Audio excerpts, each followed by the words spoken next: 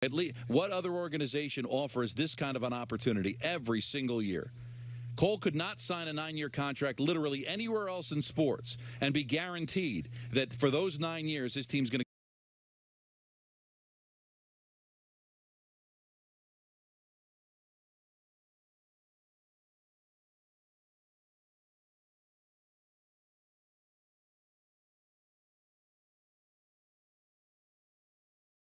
Yankee point with, I want to say that yesterday's caller, when he said that you were, our generation's Vin Scully, I'm 28 years old. I listen to you with my dad every single night whenever, we're both home, and, we do your home run call whenever it happens. If we're not in the same room, we'll hear each other do it. And, Thank you. That makes me smile. That bond with my dad over you, it's really great, Michael, and I'm telling you from the bottom of my heart, we appreciate you. Thank you, and from the bottom of my heart, that means a ton. It really does. Thank you. Of course, you deserve it, man. So now getting back to my point with the Yankees, I just want to see the Garrett Cole that beats the living, what, out of us in Houston. Mm-hmm. And that's what I think that Yankee fans want. Yes, it's great that he had this start last night. He looked terrific. He actually, I want you guys to touch on this a little bit too. He used a breaking ball a lot more than I've seen him do in actually just this year's start. He pitched a very smart game. He used a knuckle curve and slider a lot. Yeah, a lot, and he kept the hitters off balance, which I loved. But I agree with everything, Don, that you said, except for the last sentiment, and that is if he throws a clunker next start, against the Astros or something, I don't think that I would kill him as much after seeing his performance last night, because he showed that in the big game at Yankee Stadium, on prime time where everyone's watching, he showed up. Thanks for taking my call, fellas. Thank you for the nice words, Anthony. Thanks, Anthony. We admit that Anthony's in the minority. He's a rational guy. He's rational. No, but I mean, he's in the minority. Because if Cole's next game he loses and looks bad, he will get destroyed. Not, let's give him a break, he pitched well. Because as Michael said, did the 3 performances in 2020 give him any cover for what happened in Boston? Not a bit. I agree, Dom, 100%. He basically cannot have a bad outing. Now, the only way he can survive the bad outing is if they win the game. Win the game or overall. Let's say he has 4 starts throughout the playoffs. That'd be right? 4 or 5 starts? He could have 2 this time. He could have 2. He could 6. 6 starts. Mm-hmm. So let's say out of the 6 starts, he wins 4 games, 1 no decision, loses 1, but they win the World Series. Then he's fine. He's fine. Right. But if you don't win the World Series and you have a really bad outing, I'm with Don. Listen, and listen, Cole's not a deer in the headlights here. You sign that contract in New York, there are rules of engagement. Yep. Now, whether or not you think it's fair, there are legitimate rules of engagement. You come here, there's a team with 27 championships, they're hunting for 28, and he said when he signed, he wanted to win a couple of championships in the 9 years. All right, this is year 3.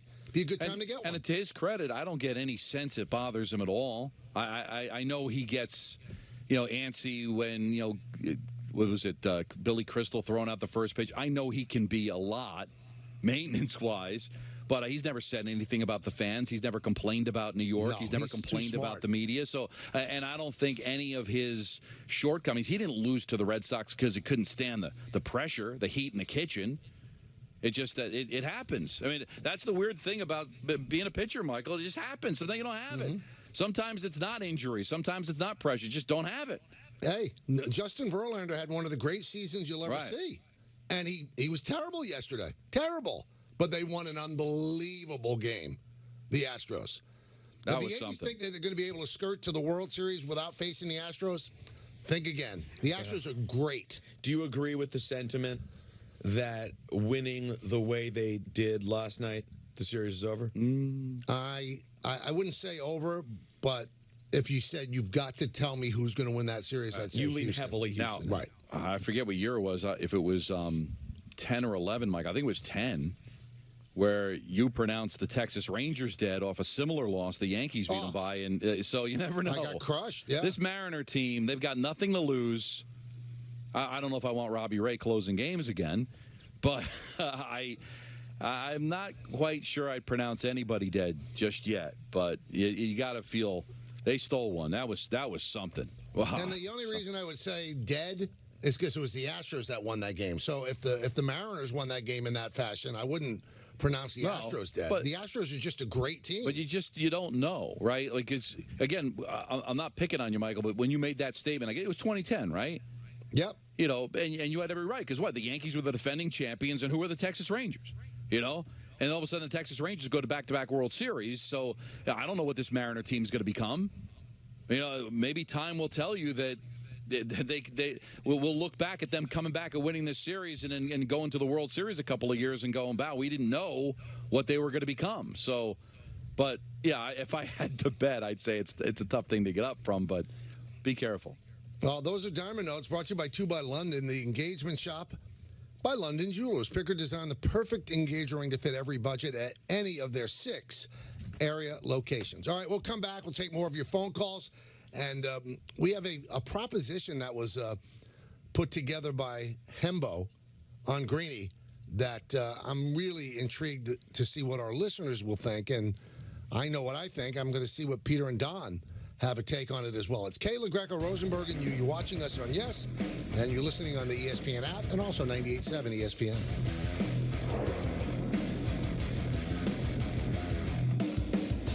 We're all on our own journey towards achieving our dreams, but we don't have to do it alone. Luckily, I found Zen Business, and they flawlessly helped me navigate all the required filings with the state. Personally, I was feeling a bit overwhelmed until I found Zen Business. Their all-in-one platform made the whole process so easy. Entrepreneurs like us know how big a relief it is to have someone there to handle all of this business stuff so we can stay focused on growing our business. Check them out and get your business started at zenbusiness.com/TV. Business comfortable world. Just look for our signature sale.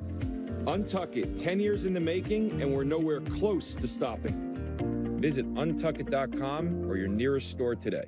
Aaron Judge has broken the league record for most home runs in a season. In over 150 years of baseball history, this record stands alone. To honor Judge, BigTimeBats.com is proud to release the official Aaron Judge Home Run Record Collection. The stunning Home Run Record Silver Chrome Bat is limited to only 500 bats. Also available are the traditional Maple Wood Bat and the two-tone High Gloss Extremum Bat. Go to BigTimeBats.com and get your part of baseball history now. Did you know Google makes a phone? Sure, it's beautiful, but it does things other phones can't do, which is how it helps take annoying items out of pictures. Introducing our newest Google Pixel phones. Get up to $750 off any Google Pixel 7 phone with eligible trade-in. You're watching Yes, the Yankees Entertainment and Sports Network.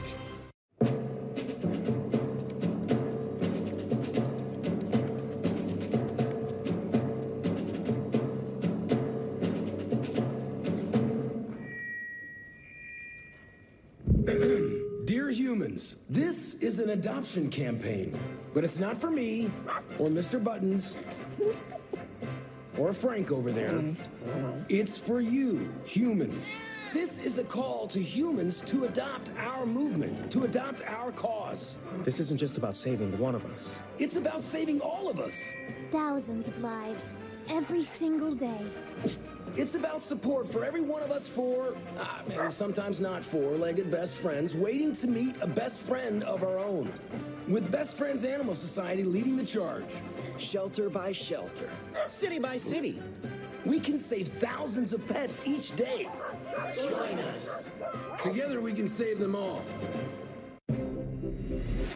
I have a structured settlement and I need cash now. Call J.G. Wentworth, 877 cash now. I am an annuity, but I need cash now. Call J.G. Wentworth, 877 cash now. It's your money.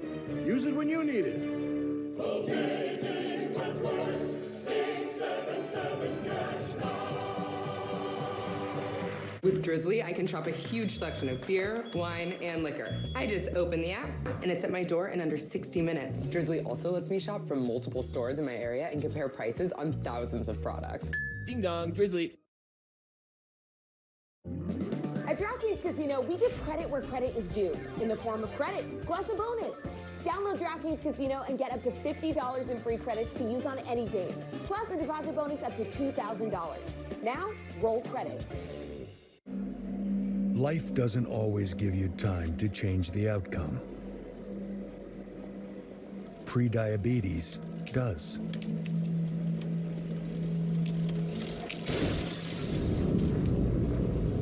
One in 3 adults has prediabetes, and you could be one of them. There are usually no signs for prediabetes, so it's important to understand your risk. With early diagnosis, prediabetes can be reversed, and you can change the outcome. Take the 1-minute prediabetes risk test today. Go to doihaveprediabetes.org.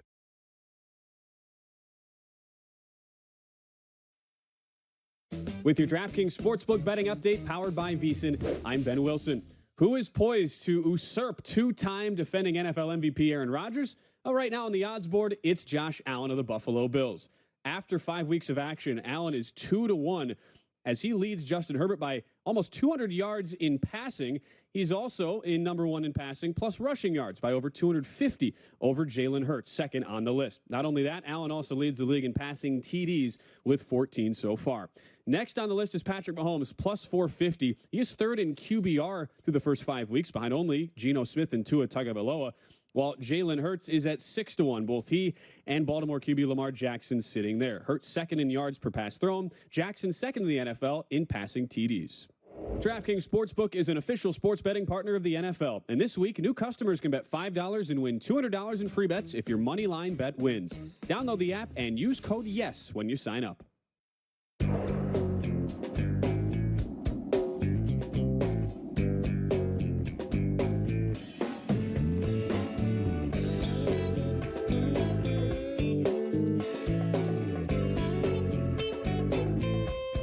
Welcome back to the show, everybody. Don had an impressive debut, or season debut. I heard that. Yeah, it was a lot of people talking about it. You know what? Can I play one? Yeah, why not? Let's hear Donnie Pucks last night. Trouba finds Zibanejad racing again with Lafreniere. Zibanejad with a move. Backhand scores! Mika Zibanejad shorthanded. Rangers take a 1-0 lead. No, he loves the game. Got to hear that? You hear the joy? One more. The joy. Let's hear one more. Reeves leaves it back for Lindgren to the near corner. Back to Lindgren with a desperation heave. Deflection score! Right in front. The Rangers get the tip. He's back on it. He screamed that before, too. Excuse me? So, Don, let me ask you a question. It's very, very, very personal. Yes. When you do a hockey game, do you have the same level of excitement than high school Don making out in a car? That was good times. That's right. I can perform half naked. Well, it's a different type of excitement, as we've illustrated, Peter. As excited as I get about sports, there's never nudity. Never nudity. Doing porn. Never any flow. Just takes it too far. No. I don't know if everybody knows how it works. Yeah. They do now. Dear God. And nothing beats a good make-out session when you're like 16, 17 years old, Peter. No. If we're being honestly serious. Always. For a second. Yeah. Because this is an important topic to me. I just want to say that I've enjoyed a lot of things in my life. I've hosted at WrestleMania. Yeah. I've been to amazing events, incredible seats all around the world. That's right, man. Oh yeah, I've done great things. Met and interviewed some of my heroes. Nothing's even close to a very early on. You're young, yeah. In your 20s, or early 20s or younger, like teen years particularly, and like first or second make out with a girl, it crushes everything that's ever happened since. Really? No, and there's never going back. Even a great episode of One Up, like the Jay-Z episode, right? For example, still.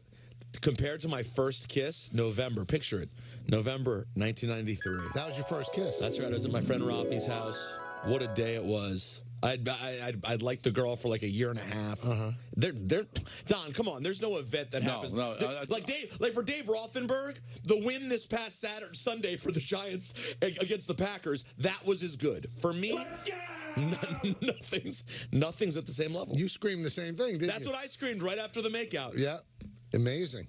My first kiss. Yeah, go ahead. I was 16. Okay. So I guess that was 1977. Okay. At a Sweet 16 party. Ooh.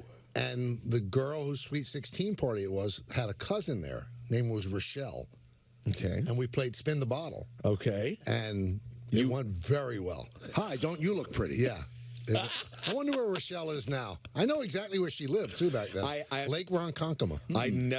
I have to tell you, I never played. If I ever played, I never had a successful Spin the Bottle moment. Yeah, I think COVID killed Spin the Bottle. COVID didn't help Spin the Bottle. No. It's definitely a hiatus for Spin the Bottle. Let's go to Gene in the Bronx. Gino, what's up? Spin the Paxlovid. Hey, what's going on, guys? How you doing? I'm good. Just to, I guess, jump on the train. I'm 23 years old, and the only voice I do know is Michael Kay. So when people do call you the Vin Scully of announcing, I do think that's a very true statement. Well, you have to be fair. Vin Scully has to be the Vin Scully of announcing. Gene, that's very sweet. Thank you. Thank you. No problem. Now, to get to the Yankees, like I said, I am 23 years old, and I'll be very honest. I feel like I hate the Astros more than the Red Sox, and a big part of me as a Yankee fan wants Seattle to win this series, just so, in my opinion, it could be a little easier. I don't feel confident against the Astros, even with the team being different. They just have a confidence over there. Gene, I can't even argue with you one little bit. I mean, I'd much rather go through Seattle, and Seattle's not going to be easy because, you got Castillo lurking in a long series. But, if the Astros make the American League Championship Series, you know how many years in a row they've gone to the American League Championship Series? 6 years in a row. This team's a machine. And you saw what Alvarez did yesterday? That was amazing. That was one of the top postseason moments of all time, what he did. I always get scared with managers who try to go outside the box during the postseason. So, in the wild card round against Toronto, he closed with George Kirby. This time he tries to close with Robbie Ray. Why not stay with Sewald? Why? Why would you go with Ray there? I mean, the guy hit the ball so hard, it sounded like a sonic boom. It was one of the great endings of all time. I mean, I do wonder how Seattle recovers from that. That's a debilitating loss. Oh, my God, Alvarez is so good. There's something that people don't realize. There's something about, I guess it's like muscle memory for them. They know how to win. They know how to win. They do. And people will always look at the Alvarez home run. Don't forget what Jeremy Pena did. They lose Carlos Correa, and they plug Jeremy Pena in at shortstop. He doesn't get that single. Sewald doesn't have to come out of the game. Jeremy Pena kept the game alive. And he had a great season. And if it wasn't for Julio Rodriguez, he would be possibly the Rookie of the Year, or Stephen Kwan. They know how to win. They just, because they've been there. Now, they don't win every year because that's hard to do, but they don't beat themselves. They're good every single year. Heck, they finished under 500, snuck into the playoffs the COVID-shortened year. You're right, they're a machine. Dodgers are starting to feel that way, too, although, they've had their stumbles in the World Series, but I don't know any. I know the Yankees want to get their revenge on the Astros, but come on. Don't you want to see them out? Oh, please. Come on. I was going to save it for 4 o'clock, but, Hembo on Greeny's show said the Yankees and the fans should be rooting for the Astros so they could slay the dragon. Yeah, you know what? I'll pass on the dragon. How did slaying the dragon go in 2004? I mean, how did that go? I mean, you think if they faced the Mariners and won, right? And let's say the Phillies beat the Braves, and then the Phillies beat the Dodgers. Does the World Series mean any less because you beat the Mariners and the Phillies to win it than it would if you beat the Astros and the Dodgers? You want the path of least resistance. Why would you want a tough team like the Astros? Listen, if you looked into a crystal ball and you saw the Yankees are going to win, then yeah, you want to beat the Astros. Yeah, you want to have the Astros win because you know you're going to beat them. But honestly, I love the tough guy talk. But what does it mean? I mean, come on. In 2000, Michael, was I sitting there upset the Cardinals beat the Braves? Because I wanted my revenge on the Braves? Sure, I wanted my revenge on the Braves, but you know what? The Cardinals were easier to beat, and the Mets got to the World Series because of it. And would the Mets rather, would it have been a bad thing for the Mets if it was Seattle rather than the Yankees in 2000? Oh, the Mets would. The Yankees were miserable playing the Mets. Miserable. If they had lost that game, everything else would have been erased, or that series. And the Mets. Oh, the Mets. I want to beat the Yankees. I wouldn't want to beat Seattle. Really? Really? You want the tougher opponent? Come on. It does. I get the tough talk, but there's just something going on. Just like the tough talk gets you punched right in the mouth. I don't think there's any shame.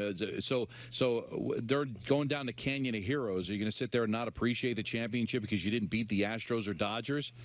I think right now, if you want a path, no disrespect to these teams, you want to play the Mariners and then the Phillies in the World Series. I wouldn't even mind, like, if for some reason, reasons unknown, the Astros and the Seattle Mariners could not complete their ascension to the ALCS, and they plugged in Little Sisters of the Poor. Mm-hmm. I'm good. Yeah, okay. Bring them, sisters. Let's go. I agree. This is the idea of wanting to play the Astros is a fan-only concept. I get it. Fans being like, it would feel better to exercise the demon. Players count the championship. How would it feel if you lost to the demon again? And by the way, the Astros would be favored. Of course they would. And it's just what you said. Just like you said, this Astros team knows how to win. Michael, if this current Yankees team knows anything in the playoffs, they know how to not win. They know how to not win to the Astros. Specifically to the Astros. So why would you go get your championship? You know what? Get the first one and then go have fun. Exercise it next year, because guess what? I got bad news for you. The Astros will probably be back again. 1-800-919-3776. Very quietly, Don did not tell us his first kiss. Oh. Well, I was probably, because it's kind of embarrassing, because I was probably like 11 or 12. Oh, why is that embarrassing? That's impressive. And there was a neighbor at my grandmother's house in Passaic, and her name, believe it or not, Michael, was Kim Novak. Interesting. Not the Kim Novak. And my grandmother's like, why don't you give her a kiss? And I gave her a kiss. On the mouth? Yes. Wow. Wow, this story is interesting. I didn't think that one of our stories. Yeah, I mean, listen, one of our grandmothers standing there. My grandmother wasn't like Richard Pryor's mom, but I mean, she was just trying to be. She thought it'd be cute if we kissed. No, listen, I totally relate to that. My grandmother was actually there when I lost my virginity. Wow, interesting. She had video? No, just encouraging. Just encouraging. No video. No video. She's not an animal. 1-800-919-3776. That's some couth. Is the number. You're listening to Kay, LaGreca, and Rosenberg on Yes, the ESPN app, and 98.7 ESPN.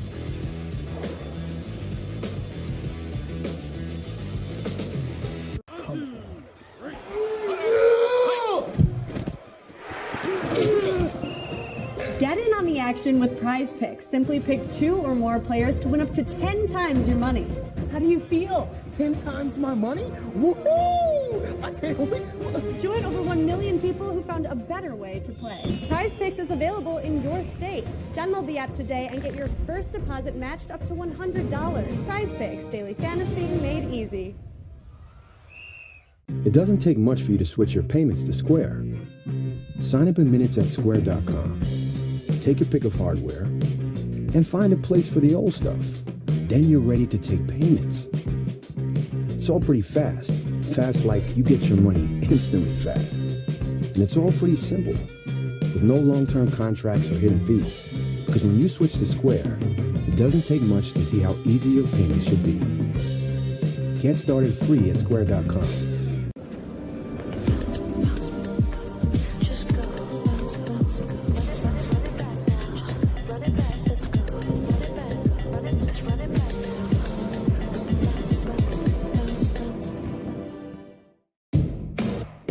This is not something you just watch.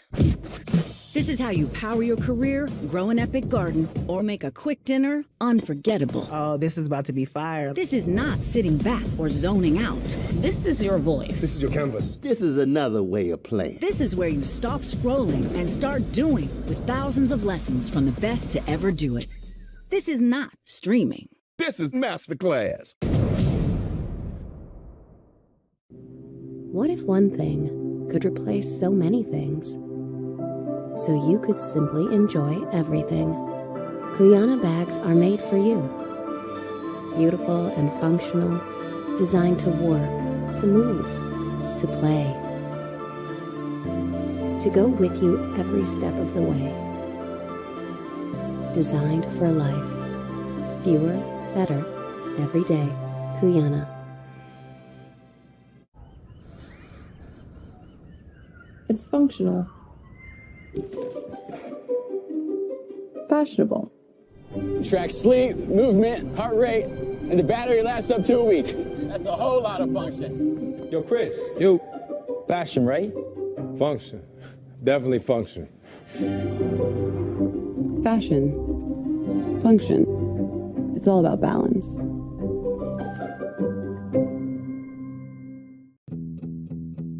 I'm so very proud to be an Acorns investor. It's an app. You invest your change, and you have people micro-investing. That's a way to get people more comfortable investing. Acorns is a company that helps families like the way I grew up with a single mother who had two jobs, is help the 99% invest their money over time.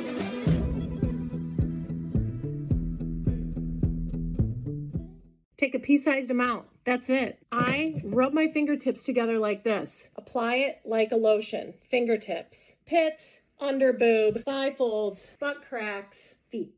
About 98% of our customers use our cream deodorant on places other than pits. This water-based cream, I'm telling you, it rubs in like a lotion. It's invisible on the skin. It works like a dream. Why didn't someone think of this sooner?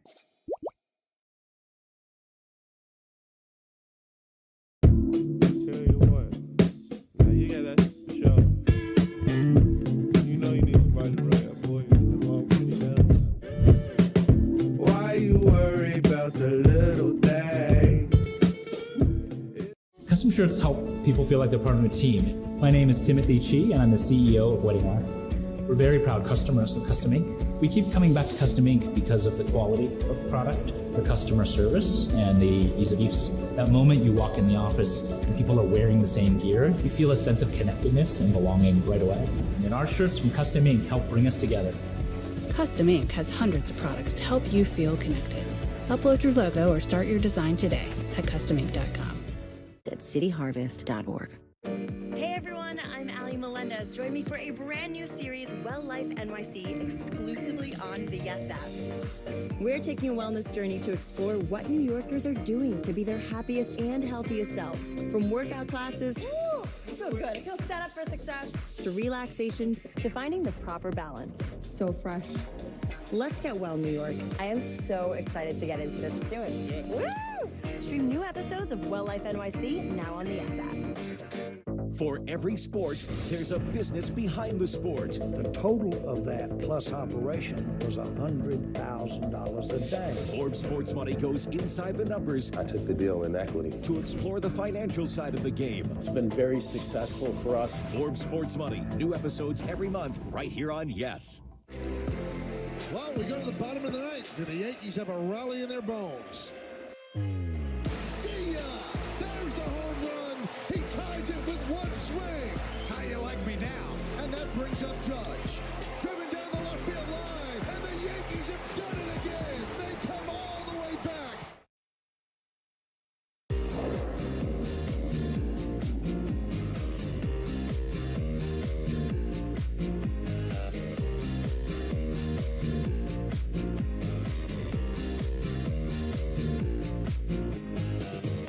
.24-karat magic in.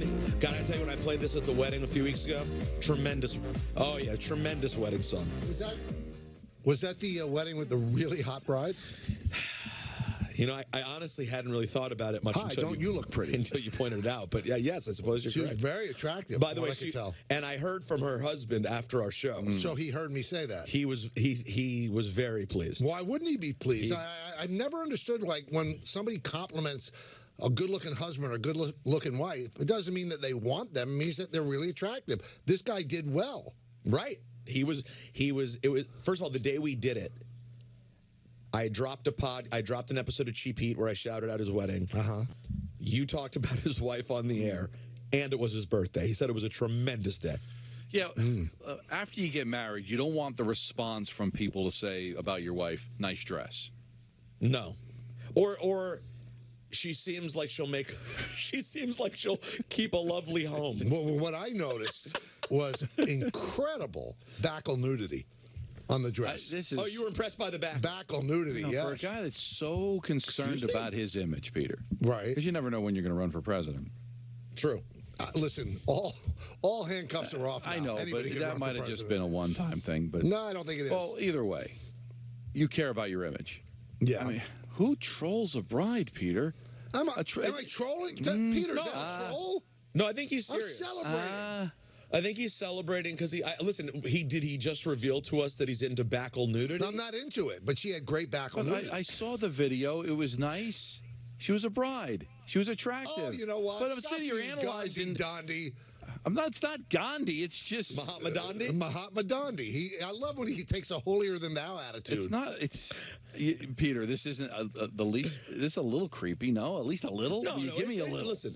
It's a little creepy. No doubt about it. Why is it creepy? Well, you know, when someone brings up a wedding and the first thing you do is go, oh, the bride, she was... Well, I didn't get to that voice. Hot looking. No, you didn't go to that voice. But Don's right. There's a little bit of creep in it. See? But it's also, listen, it was a fair thing to say. She was a lovely, lovely bride. I was not, listen, I have a very lovely bride, so I was not looking around at the wedding. I was looking at my turntables. Yeah, that's it. Listen, that's sure. No, I'm serious. I don't know if you know this, Michael, but I've had some things transpire in my life. All I do now is stare right at my turntables. Yes. I love that about you. Yep. Let's see if it stays. Don, you know what I'm talking about. I'm very focused. Very, very focused. Listen, Sometimes there was a lot of people staring at spinning orbs. His turned out to be... right. The right spinning orbs. The ones I was supposed to be looking at. Now, you actually like mixing right there, or do you like put it all together before you get there? No. On computer. No, I mix it all live right there, blending, some scratching. There is art to what he does, Michael. Oh, He's not making a big glorified mixtape. He's there doing the job. Thank you. Don't be Dave Rothenberg, who says we're button pushers. Let's go! He said that? Then you can listen to anything that lunatic says? And I got to tell you, if you'd been there at this wedding, the amount of dancing, the amount of different kinds of music you can get to, it was fantastic. They also had a pyro person, like with sparkle, so I would play a song and the sparklers would go off, and it was awesome. Really? Oh, it was really cool. Yeah, I didn't have a pyro person at the plaza. You didn't? No, I didn't. Oh, yeah. I don't think they would have allowed Bernie Williams on guitar. Yeah, although he wasn't there. The New York Post had him. Steven Tyler and Bernie Williams played with the band. Steve Tyler? No. Yeah. They said that in the New York Post? Yes, it's in. Go check the. But where would that have come from? Because I don't know. This was the same page, and I love the Post because I worked there. Okay. They asked us for a picture, a wedding picture. So Jody said, "You might as well do it.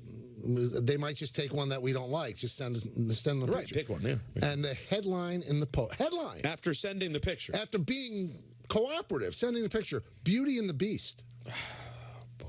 Accurate, probably the most accurate headline, but really, did I need it? That's very, very It's aggressive. It's aggressive.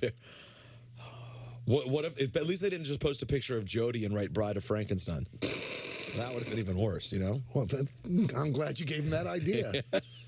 God. Wow. Listen, don't worry. I'm marrying Natalie, who also, much like Jody, is also a celebrity in her own right. And much better looking than the husband. Don, the New York Post wouldn't write about us getting married if Derek Jeter walked her down the aisle, okay? Right. Because they'd say, Steve Summers recorded a podcast that day that would get, 6 paragraphs. Let's go back to the phones. Let's go Martin's competition gets married. Craig Carton Foe married in New York. Rob in Smithtown. Rob, you were at the stadium last night. How was it? Oh, Michael, it was incredible. Peter, Don, the company, thank you so much for taking the call, guys. Cool. Just piggybacking off of some of the previous callers. Naturally, I was at the stadium, but I think overall, us Yankee diehards would agree that Costas has nothing on K, especially when it comes to calling our Yankees. I mean, there's just a difference in the way the game is called. I mean, like I said, I was there, but I naturally was listening to his highlight call. It's nothing like you, Michael. So we love you in and out of the year, and of course, it's not the same when Costas is doing your job. But yeah, but Costas is one of the greats of all time. But thank you for the no doubt, absolutely, guys. And something I wanted to say that I haven't heard yet is just from being at the game last night, guys, is that Bader is lightning in a bottle. I'm waiting to hear where were all the fans that were ripping Cashman about dealing Monty. Monty is on a beach right now playing golf while Bader's covering. And he was out of the bullpen for them, right, Michael, in that series? Yeah, he pitched well out of the bullpen, but I was going to bring this up too, Rob, and I'll bring it up at 4 o'clock because you got to let trades breathe, everybody. Everybody's so reactionary now. Everybody wants everything to happen yesterday. We are really in the microwave age. Nobody can wait for a pot roast. You need it in a crock pot or something like that. Everything has to be done in a minute. And it's sad. I don't think you really enjoy sports that way. Well, nobody knew who Bader was. He came over here hurt. In a boot.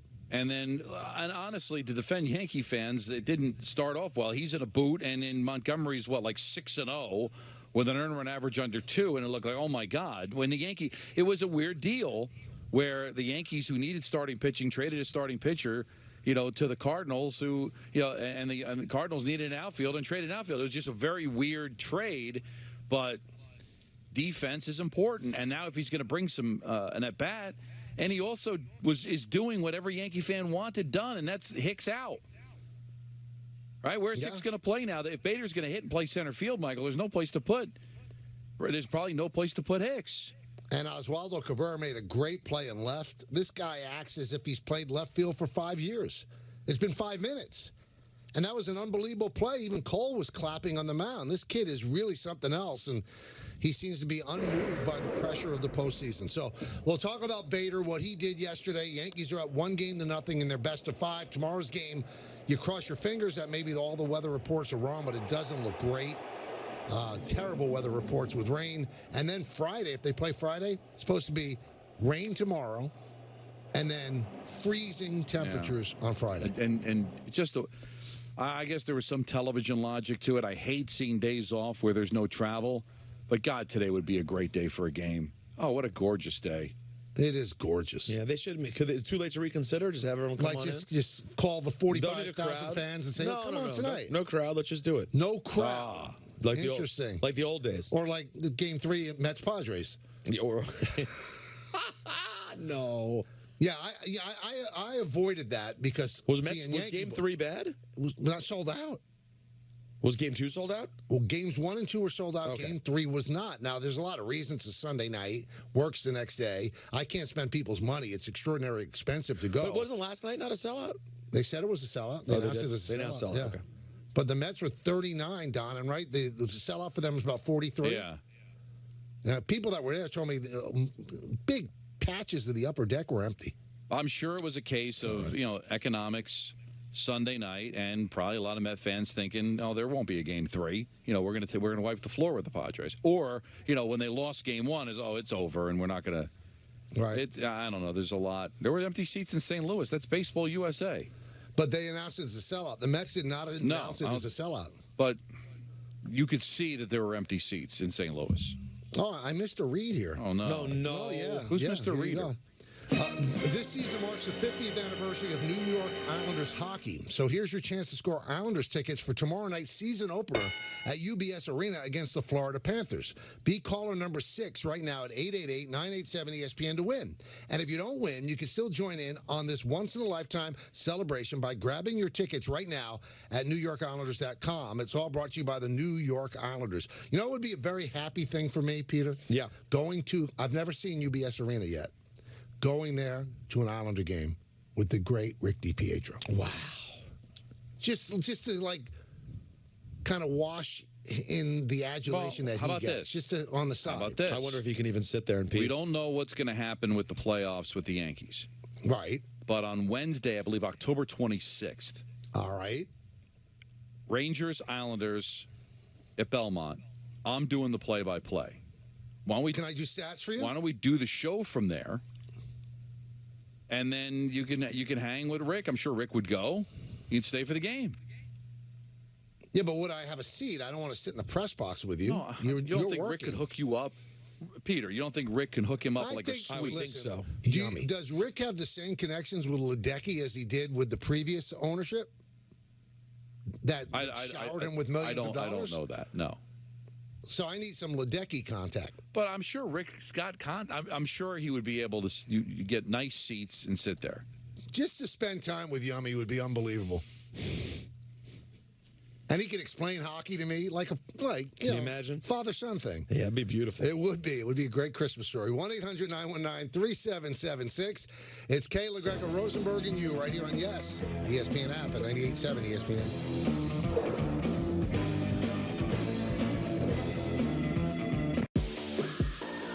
See yourself in the Lululemon Studio Mirror with more than 10,000 workouts. Led by world-class instructors. Featuring guest fitness studios like Pure Barre, Rumble, and more. Your perfect workout is waiting in the ultimate home gym. So join in now and see yourself move in the Lululemon Studio Mirror. Your best tomorrow begins with your best night's sleep. Casper Wave Hybrid Snow helps keep your spine aligned and your body 6 degrees cooler with snow technology that continuously pulls heat away so you sleep comfortably all throughout the night, without interruptions. See why we have over 75,000 5-star reviews. Save up to $600 off mattresses at Casper.com or a store near you. Do your team brainstorms seem like they go nowhere sometimes? Monica, where in this are the client notes I sent you? I can't tell. If the final strategy is as messy as this, we're in trouble. Now, with ClickUp Whiteboards, not only can Monica brainstorm with her team, create complex workflows, and formulate plans, she can turn all those ideas into action in the #1 productivity platform. Working hard just got easy.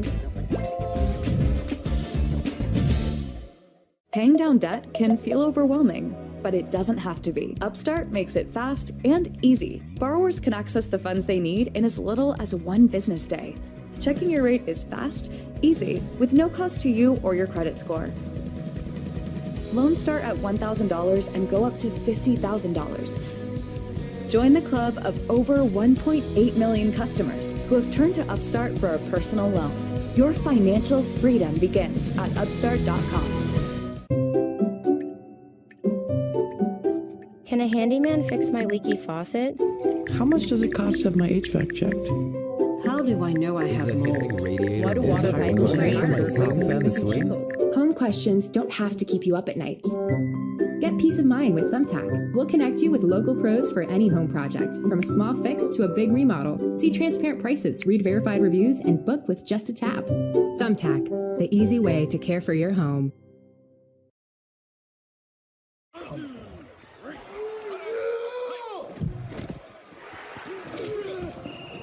Get in on the action with Prize Picks. Simply pick 2 or more players to win up to 10 times your money. How do you feel? 10 times my money? Woohoo! I can't wait.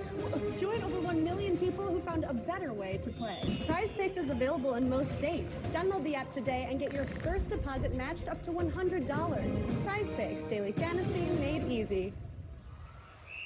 Get your weekly roundup of everything Pinstripes on Yankees Magazine. I'm getting goosebumps thinking about it. New episodes every Wednesday on Yes and the Yes app.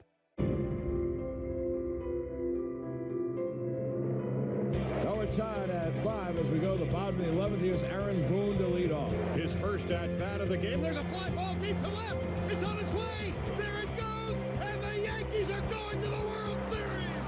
Aaron Boone has hit a home run. The Yankees go to the World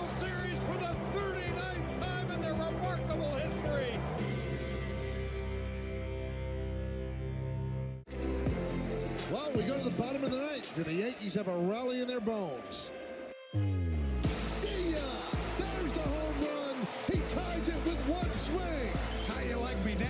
And that brings up Judge. Driven down the left field line. And the Yankees have done it again. They come all the way back. Guardians Rays in Cleveland, game 1, 88% capacity. Okay. That's just 30,741. Game 2 was a sellout, 34,971. Phillies Cardinals, game 1 and 2, both 100%. So sellouts. Padres Mets, game 1 was not a sellout, but it was close, 99%. Okay. Game 2 was 100%. And game 3, 94%. That's not terrible. Not terrible For a but Sunday. But considering you they could could have say won the that's series. the biggest game the Mets have played in a long time. That is true. It was the biggest game since 2016. Yeah. So wait, so is St. Louis the only place that sold out both days? Both days, yeah. And I saw empty seats. I think I think the way it works, like if you announce the sellout, and the way you can get around it is that you just, as an ownership, just pay for the tickets that weren't bought, rather than face the embarrassment of saying we weren't sold out. I saw empty seats in St. Louis. You were there. Am I wrong? There seemed to be empty seats, but maybe they were sold. But yeah, because everything's red there and the seats are red, so it's hard to see. But if you're there were people definitely not in those seats. Here's the thing, all right? Tell me. When we bring up attendance, it's you're implying, and when I say you, I mean the general you, that there's a lack of interest. And I don't think that's the case post-COVID. But you would have to agree, Donald, that down the stretch in September, there are a lot of games that had really small crowds. And they were all important games. Yeah, because I just think that, But I hate talking about attendance because I can't spend people's money. Well, it's post-COVID, and the Yankees were sold out, but I know leading up to the game, Michael, there were articles, there was discussion it might not be sold out. Right. So if they did sell it out, Michael, they sold it out like day of. So maybe people seeing what the weather was going to be like or whatever, where there were times where that game would be sold out, as soon as they put the 10 minutes after they put tickets available. We live in a post-COVID world, Michael. People don't have money. People lost their jobs. Yeah, people don't have a lot of disposable income. Even if they can't afford to go to game 1, can they afford to go to game 2 and 3? Like, with all 3 games being at home, or the Mets series, because why was game 3? Well, there was probably a lot of people that went to game 1, went to game 2, and just ran out of money for game 3. They want to be able to buy the tickets for the games that were guaranteed, because the 2 games are guaranteed to be played, and then 3 you wait for it, and then maybe you just ran out of money. I just think that we have to. There was always. Oh, well, they didn't sell out. Nobody cares. No, I think in post-COVID, you're seeing a lot of venues that were sold out aren't sold out as much anymore. There's a different world that we live in. It is. That's why I refuse to be critical about it. I'm just noting it. I refuse to be critical. I'm not going to say Met fans aren't great fans. They have a great fan base. They love that team. But, it was stark because a lot of people have texted me about it, and I'm not going to do a whole segment on that. That's ridiculous. It's just I don't know why people don't go to games. I'm not going to try to get in their heads. No, it's a lot. It's even going to the game for free on Sunday, to the Jet game. Mm-hmm. It's a lot. Oh, it's a bear. With a car, a bear. Because I got to tell you, driving there, and I had to be there at 10 o'clock. So this is 3 hours before kickoff. And it took a good 20 minutes for me to be able to get into the parking lot. 3 hours before the game. And if I stayed for the entire game, then it probably would have taken me a couple of hours to get home. It's an investment. And the thing about baseball and hockey and basketball especially is, well, there could be a game the next day. Like football, at least once a week. All right, people will say, all right, it's tough, but I'll suck it up. And, there's only 8 or 9 of them a year, so what's the big deal? But like last night's Ranger game, the atmosphere was electric. It was sold out opening night, which I was not surprised, but it's kind of cool that the Yankees could be playing and yet still the building full at the Ranger game. Does that mean Monday's game against the Ducks will be guaranteed to sell out? Because the Knicks and Rangers, their sellout streaks have been over now during COVID. I'm curious about the game yesterday, Don. Were they showing Yankee highlights on the scoreboard? Were the fans invested in that game there as was well? There wasn't really the one moment that I know. I'm calling the game, so I had no idea what was happening with the Yankee game at the time, just other than between periods checking the score. So we're in break, and just before we come out of break, they showed the Rizzo home run, and the place went nuts. So we're coming out of break, and the place goes nuts. And Dave says to me, how cool is it to be in New York right now? And I thought about that because I've always been critical that in New York, we don't have that one team that everybody, the entire world of New York rallies around, because let's face it, half the city doesn't care, that not everybody follows sports. And because we're so fragmented, one team's run isn't necessarily going to captivate everybody. You go to St. Louis during the playoffs, Michael, and you go to a hotel, they're wearing Cardinal jerseys and Cardinal hats, and the fountain downtown is red. That doesn't happen in New York. But the cool thing, the positive way of it is that you can have a Ranger game sold out with a crowd engaged, having a good time for opening night of a hockey game, one of 82 games, one of 41 home games. At the same time the Yankees are playing. Like, that's actually a cool thing. Like, a lot of cities, they're moving games to avoid having to go up against the other team that's making a championship run. You don't have to do that in New York because there's so many sports fans that the hockey team can still get attraction going up against the Yankees. And the Giants and the Jets can play, and the Knicks can play to a sold-out building at Madison Square Garden.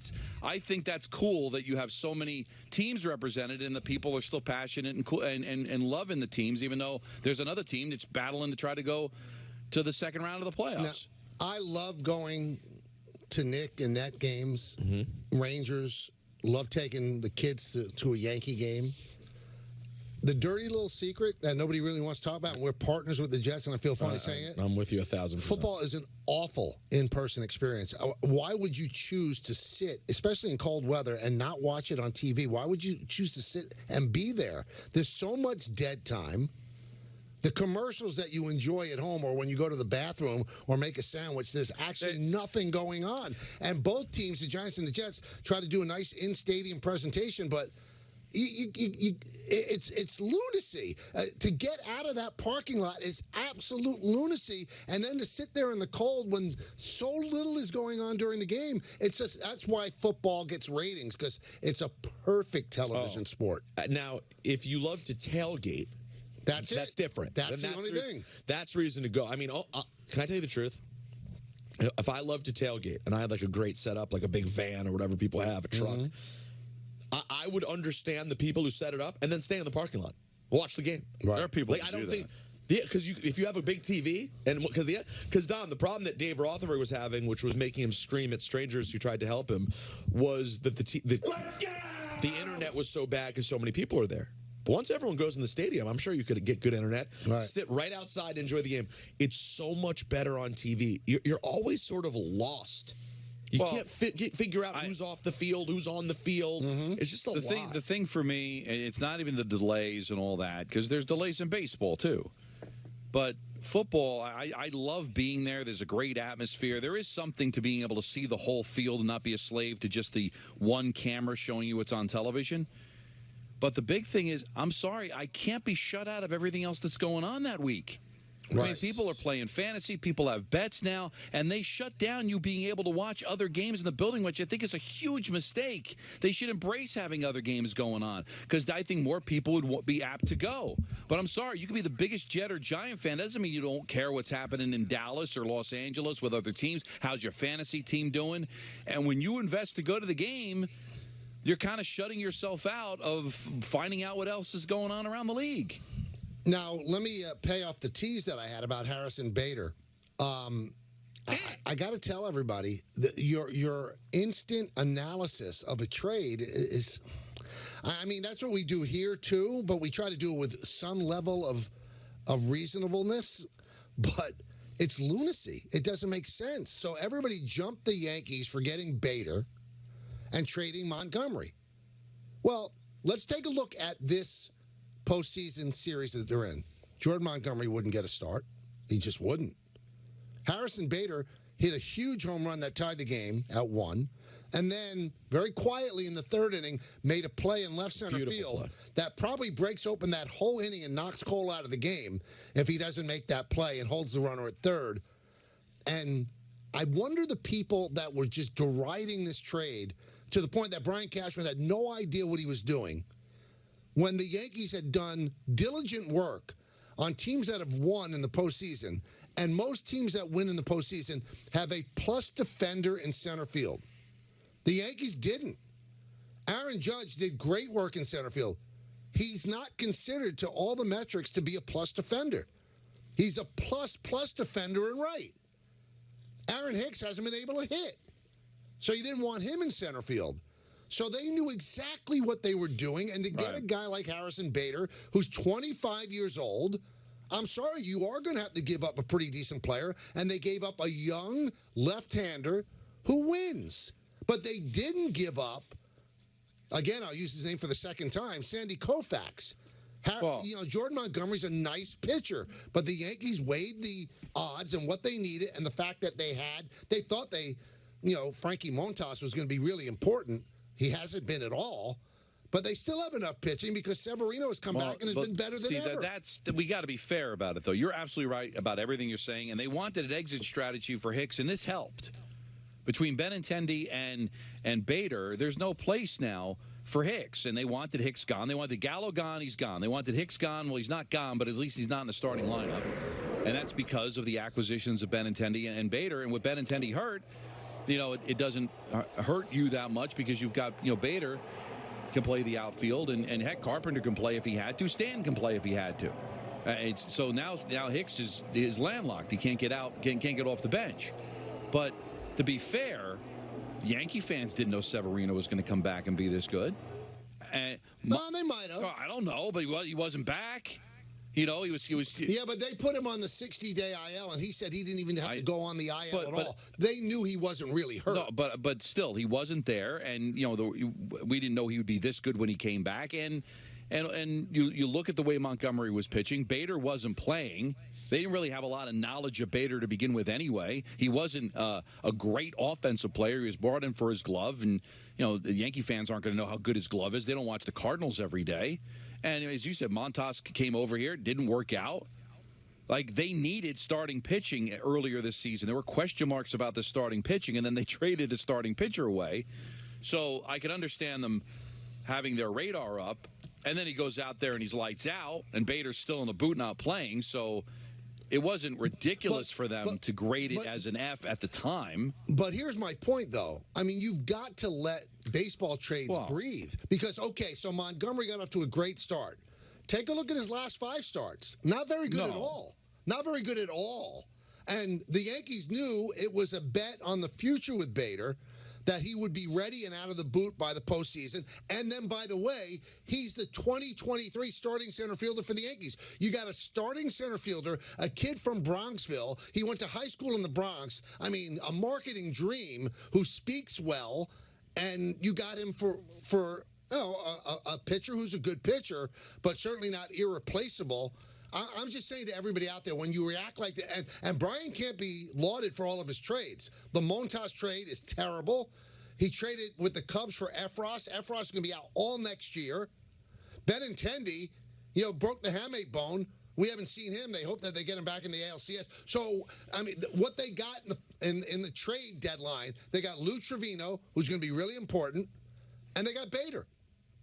Again, let trades breathe. Maybe Montas ends up becoming a great pitcher next year, but that's not why they got him. They got him for this year to be the number 2 starter behind Cole. So that's not going to happen. Maybe next year it pays off. You can't judge baseball trades the day they're made. And when you do that, you're going to make yourself look dumb.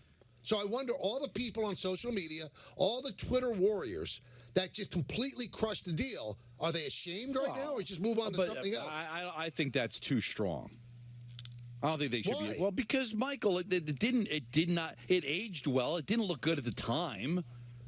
And you say let things breathe. What needs to be breathed more than the draft, and the next day they're grading drafts? Right. I mean, that's just, we live in a world where, how is that trade? And it did not look great when he's out there 6-0 with a 2 earned run average. But by the way, that was it. The story was really told by how good Montgomery was at first. It was ridiculous. But, I mean, listen, it's not surprising now that things have evened out. Time will give you the best read on a trade. I know everybody wants to react right away, but, I mean, here's my objection, okay? The fans reacted like Brian Cashman is an adult, like he has no idea what he's doing. How could you trade Montgomery for Bader? He's in a boot. You don't think Brian Cashman knew that this was a future bet? He's not dumb, Don. I know. You might say you might not like him as a GM. He's a pretty bright guy. But that's it. I mean, the Yankee fans don't trust him, so when they see a deal like that, they're not going to err on the side of Brian knows what he's doing. And why would they? I mean, Belichick goes for it on 4th and 10 from his own 20. He's a genius. Joe Judge does it, and he should be institutionalized. I mean, your reputation and how... Yeah, but that comparison doesn't work because Brian Cashman, when it comes to actual winning, is closer to Bill Belichick. Yeah, but not to the fans who expect championships or nothing. And whether it's fair or not, Peter, this fan base doesn't trust Brian. So when they see a deal and they see the pitcher they sent away, a pitcher, by the way, that guys in the dugout were crying after he was dealt, goes 6-0 with a microscopic earned run average, and the guy you traded for, he's got a great glove, he's in a boot, can't play. How do you expect the fans to react? And as far as waiting for it to bake, Michael, what are you trying to have us not exist?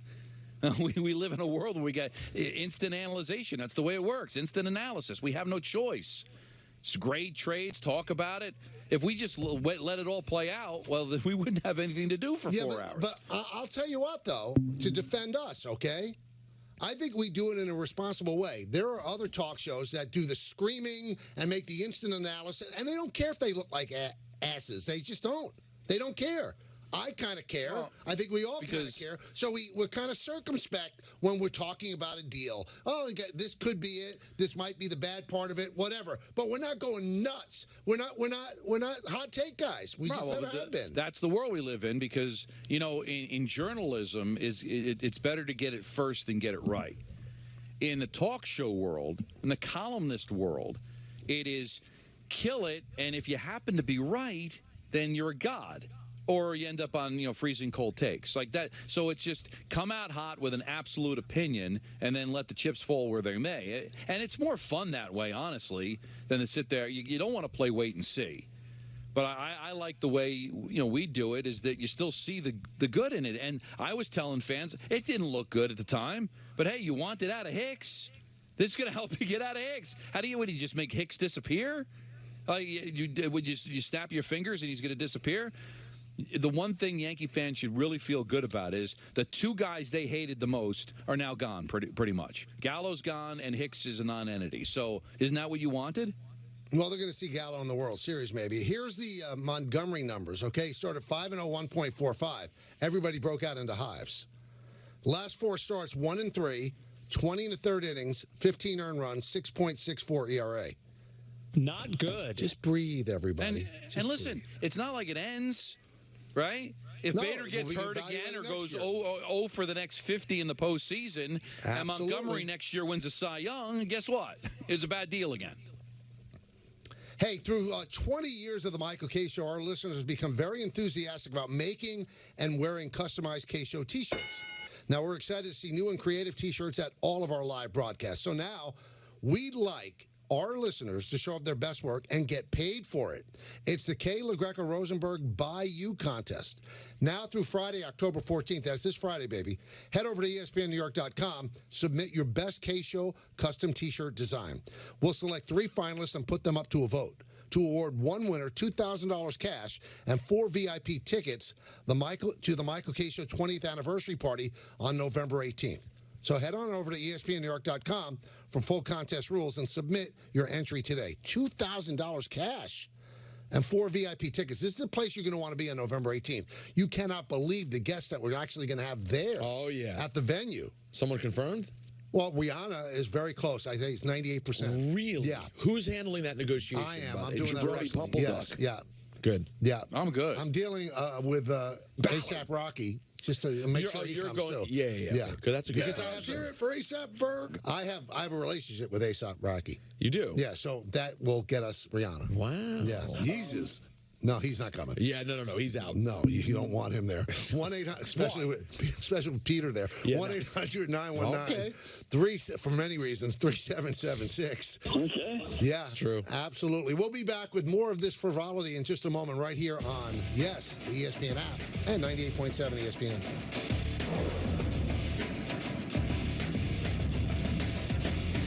Aaron Judge has broken the league record for most home runs in a season. In over 150 years of baseball history, this record stands alone. To honor Judge, BigTimeBats.com is proud to release the official Aaron Judge Home Run Record Collection. The stunning Home Run Record Silver Chrome bat is limited to only 500 bats. Also available are the traditional Maple Wood bat and the two-tone High Gloss Extremum bat. Go to BigTimeBats.com and get your part of baseball history now. Caleb Gardner tweeted, "Can someone please explain Untuck It to me? I just don't understand the positioning. Shirts designed to be worn untucked have existed for a long, long time. Mr. Gardner, respectfully, there's a difference between a shirt that can be worn untucked and a shirt designed to be worn untucked. You could use a leaf blower as a hairdryer. You can use a shoe as a pillow. But wouldn't you rather have something designed specifically for what you need it for? Find your shirt today at untuckit.com. Why do we do it? Why do we push ourselves to the very brink? Why do we put 12-foot skeletons in our yards? Because fall. Woo! Fall hard with Duncan. Did you know Google makes a phone? Sure, it's beautiful, but it does things other phones can't do, which is how it helps take annoying items out of pictures. Introducing our newest Google Pixel phones. Get up to $750 off any Google Pixel 7 phone with eligible trade-in. Get your weekly roundup of everything Pinstripes on Yankees Magazine. I'm getting goosebumps thinking about it. New episodes every Wednesday on Yes and the Yes app. Manja. A pinch of city celebrities. Oh, yes. A dash of saucy stories. My t-shirt is full of sauce. An infusion of iconic restaurants. Here's the magic part. Bake for 30 minutes and devour Home Plate New York. Stream a new episode with NYCFC stars starting Thursday on the Yes app. Did you know half of all cats in the United States don't see a vet on a regular basis? Hi, I'm Kat Dennings, and I love cats. Like, really, really love them. Seriously. That's why I'm here to ask you to take your cat to the vet each and every year. I'm working with Royal Canin and Orphan Kitten Club in their program, Mighty Cat, the first grant program in the world to protect and care for newborn kittens. For the Take Your Cat to the Vet initiative, which encourages cat owners across the country to schedule annual vet visits. Since it's tricky to decode our cat's behavior, it's super important to collaborate with your veterinarian to uncover any potential illnesses and learn the signs that something could be wrong. As pet owners, it's our responsibility to make sure cats of all ages have a chance to live a full and happy life by providing the care they need and deserve. Visit orphankittenclub.org/mightycat to learn more. I have a structured settlement and I need cash now. Call J.G. Wentworth, 877 cash now. I have an annuity, but I need cash now. Call J.G. Wentworth, 877 cash now. It's your money. Use it when you need it. Call J.G. Wentworth, 877 cash now.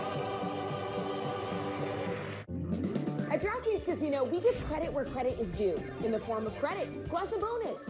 Download DraftKings Casino and get up to $50 in free credits to use on any game, plus a deposit bonus up to $2,000. Now, roll credits. Drizzly makes it easy to shop a huge selection of beer, wine, and liquor from wherever I am. I just open the app, find what I want, and it's at my door in under 60 minutes. Drizzly. Ding dong, Drizzly. It's been said that when someone you love has Parkinson's, you have Parkinson's. The truth is, Parkinson's disease doesn't just affect the diagnosed. It affects everyone who supports and helps care for them. Worldwide, over 10 million people are living with Parkinson's, a neurological disease that affects movement. And with so many places to search for information, it can be difficult to know where to begin. The Parkinson's Foundation has answers. Answers for everyone in the fight. We can help you understand the disease, help you find expert care, give you tips for living a better life, share the latest research, help you find local support, and there's a free helpline you can call. Find your answers and join us in the fight against Parkinson's. To learn more, please go to parkinson.org or call 1-800-4PD-INFO. The Parkinson's Foundation. Better lives together. had an important job. And it wasn't just a job, it was keeping my brothers and sisters safe. And coming back, it felt like kind of thrown away. It's like you're useless. You know, we don't really have a need for you now because you can't really do anything for us. That's the way I felt. If it hadn't been for Wounded Warrior Project, I honestly don't know if I would be here. It was the camaraderie that I saw and had. It was like I got my family back again because we all had like some sort of injury or illness that we didn't have to talk about, but we all felt the connection, you know, like that brother and sisterhood.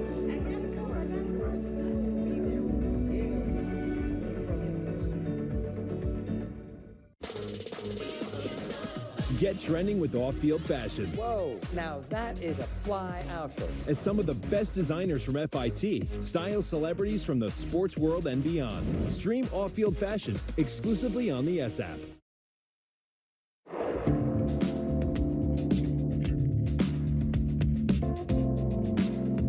All right, so the Yankees won yesterday. And, you know, on the post game on Yes, by the way, an hour and 45 minutes. That's it? You guys only did 145, yeah, huh? Yeah, I got home at 1:30. But oh my God. Oh, wait, they keep bringing you back? What do you mean? Like you're on the whole time? The whole time. Oh, you don't have like a segment. No, I'm You're part of the sitting four there. people at the desk. So you're at the desk all night long. Yeah. No, that's well, what else? It's the Yes Network. Well, what else are you going to do? What else are you going to? Can I tell you what I would? I'm sorry, I want to hear your story. But there was no story. Let me tell you something. Here's what I'm. If I'm Michael Kay and I just finished calling a full season, I'm the transmitter. I'm saying, oh, okay, you want me to be a part of the post game show? That's great. I will jump on pre and post for a segment. You know, Michael's blah blah blah. And that's it. You could do it from home. You jump on, they cut you in your office. Hey, guys, I thought this, that, the next, blah, blah, blah, blah, blah. Good night, good luck. Donnie. So I should get the Paul O'Neill package is what you're saying. That's exactly what I'm saying. Yeah, but I haven't won 5 World Series, so. Not everybody's angling to do less work. I mean, I think Michael enjoys this. It was probably a little excessive. But yeah, but here's the interesting thing. Don, you'll be amazed at this. Held the audience the whole time. A significant audience. Really? Yeah. People like wins. They don't like losses. You'll see the post-game show after a loss will be much shorter. Because people don't want to hear it. People want to luxuriate in wins. Oh, yeah. I love luxuriating. Who doesn't love luxuriating? I love it. Yeah, come on. It's my favorite thing to do is luxuriate. All right, so I certainly took Josh Donaldson to task. Now, I like Josh Donaldson. And he had a good game yesterday. He had 2 hits. He had a walk. He played a couple of really outstanding plays in the field. And the guy is very engaging when you talk to him. And I don't want to be the guy who piles on him. But he made an unforgivable error. He hits a ball to right field. And he goes into a jog for a home run. Actually slaps hands with the first base coach, Travis Chapman. Well, I was going to say, is that Chapman's fault? They're both wrong, and also you can't touch a base runner live. They could have said he was out too. Oh, just for the slap? Because you cannot touch a live base runner. If it's out, you can do it. Then you could do it. Right. You could do that. Like the third base coach will high five him, whatever. But usually you're not out by the first base coach. But this guy's been burned twice already during the regular season, doing the same thing. So he goes into his home run trot. The ball hits off the top of the wall. By the way, that was crazy, though. It was crazy. How many times have you, in all the years you've called games, how often have you seen it hit the absolute top of the wall? A lot. Didn't it hit the actual top? Well, it hit the padding part. But the padding literally on the top? Yes. And then it bounced back onto the field. And also, if a fan had touched it, that fan that was trying to catch the ball. It's a home run, right? No, that's probably a double. Double, okay. Okay. Wait, so no more. So post Jeffrey Mayer, if you reach out and catch it, they're calling double? No. If you reach out and it's a catchable ball like it was for Tony Tarasco, then it's out. Right. Then you're out. The umpire got that wrong. It's fan interference. Got it. But that wouldn't be fan interference because the right fielder, Gonzalez, was not there to catch it. Right. So Donaldson again goes into his home run trot, head down, and gets thrown out at first base. It's the height of embarrassment. And we'll talk to Aaron Boone tomorrow, his weekly segment, 4 o'clock here on the show. You let your kids get away with stuff, they're going to continue to do it. You didn't pull him off the field when he did it twice during the regular season. because he plays hard. We've asked him these questions on the air. You're going to lose a playoff game with this. What's the big deal? Just to run hard and then go and you can moonwalk around the bases once the ball goes into the stands. I'm not saying that players shouldn't celebrate. I'm past that. I'm not saying the bat flip. If the ball like Yordan Alvarez hit his yesterday, bat flip was worthy. You could actually do cartwheels around the base. I'd be fine with it. Right. But 3 times now he's gotten burned, and unless you make it something that he's got to pay for, he's going to continue to do it, Don. I don't understand how it's allowed to be happening. But I also don't understand, like, is it that much fun to come at the expenses? Like, it's impossible to do. It's that intoxicating? I guess it is. Now, there are moments, like, and nobody brought it up because it was the biggest moment of Game 2. I don't know if you noticed this, Michael, in the Met-Padres series. The RBI double that McNeil had to break the game open. Do you remember it? RBI. Bases loaded, then that broke the game open in Game 2. Oh, okay, yeah. If you look at the highlight, as he's running down the first base line, he's pointing to the dugout, like looking at the dugout and pointing. And then he looks and sees, I got a chance at 2. Now, he made it, but I'm like, it still felt like it was more important from that. It was a big hit, and even if it just turned out to be a single, it broke the game open. So I'm not going to kill him, but I just think that's the way the young athlete, they want to celebrate. They want to have fun. But it shouldn't come at the expense of the actual play. Now, I was shocked the ball didn't go out last night, and he was obviously shocked. That's what he'll tell you. I thought it was gone. I guarantee Aaron Boone's going to say, we all thought it was gone. He's going to defend them. But I think the modern-day athlete just really enjoys celebrating it, can't stop himself from celebrating it, and unless you do something about it, Michael, Donaldson's never been disciplined about it. He wasn't taken out of the game, so why should he stop? If the embarrassment of getting thrown out at first base isn't enough, then what are you supposed to do other than bench him? And then if you let it go on, and he's going to do it again, and then you lose a decisive game in a playoff series, you all have egg on your face, and you all deserve what happens to you. I'm sorry, you do. Why can't it be you can style and celebrate and do whatever you want once you know the ball is out? Once you see the umpire making that circular hand motion that tells you it's a home run, then do what you want. Yeah. Why can't it be up to that point? And the thing that you would think, just from muscle memory and learning your lesson, he's been burned twice during the regular season with it. If you wanna have fun, then hit it as far as Alvarez did last night. Right? Then you don't have to worry about it. But as much as I thought it was gone, he couldn't bet his life that it was gone. So is it? But, Michael, I just wonder if you benched him. Let's say that was the final out of Game 5 and you lose the series. Oh. And I'm still wondering if it would stop him. I just think it's muscle. You talk about muscle memory. I think it's just that's what it is. That's what's ingrained in the athletes now is that when you hit it, you think it's gone, have fun with it. Well, Aaron Boone said yesterday, we had it on the postgame show on Yes. Well, it's hard to see in the right field corner. And all I said on Yes was, I want somebody who loves me and defends me the way Aaron Boone does every player, no matter what they do wrong. Because it's not hard to see in the right field corner when you're a right-handed batter. It's right in front of you as you're running to first. It's hard for Aaron Boone in the dugout to see into the right field corner because the stands jut out. But for the batter, but you've got the clearest view of Michael, anybody. It should be field, too. All the more reason not to do it. That's my point. If you can't tell, then what are you doing it for? I don't care how it feels. I love all that stuff, Michael. Oh, you just knew the way it sounded it was gone. I mean, there's plenty of times it sounds like it's gone, it looks like it's gone, and it's the edge of the warning track. I mean, that just happens, all right? Everybody's been fooled by it. Err on the side of caution when a game's on the line, for God's sakes, but... You know, they're going to take advantage. You got to defend players nowadays, Peter. But at what point does defending the players basically admit that you're just allowing them to do whatever they want? I also just don't understand. Players generally have a decent idea whether they absolutely got a hold of it or if it's going to be close. And if it's close, then you run it out. Like, he had to know he didn't get enough of that.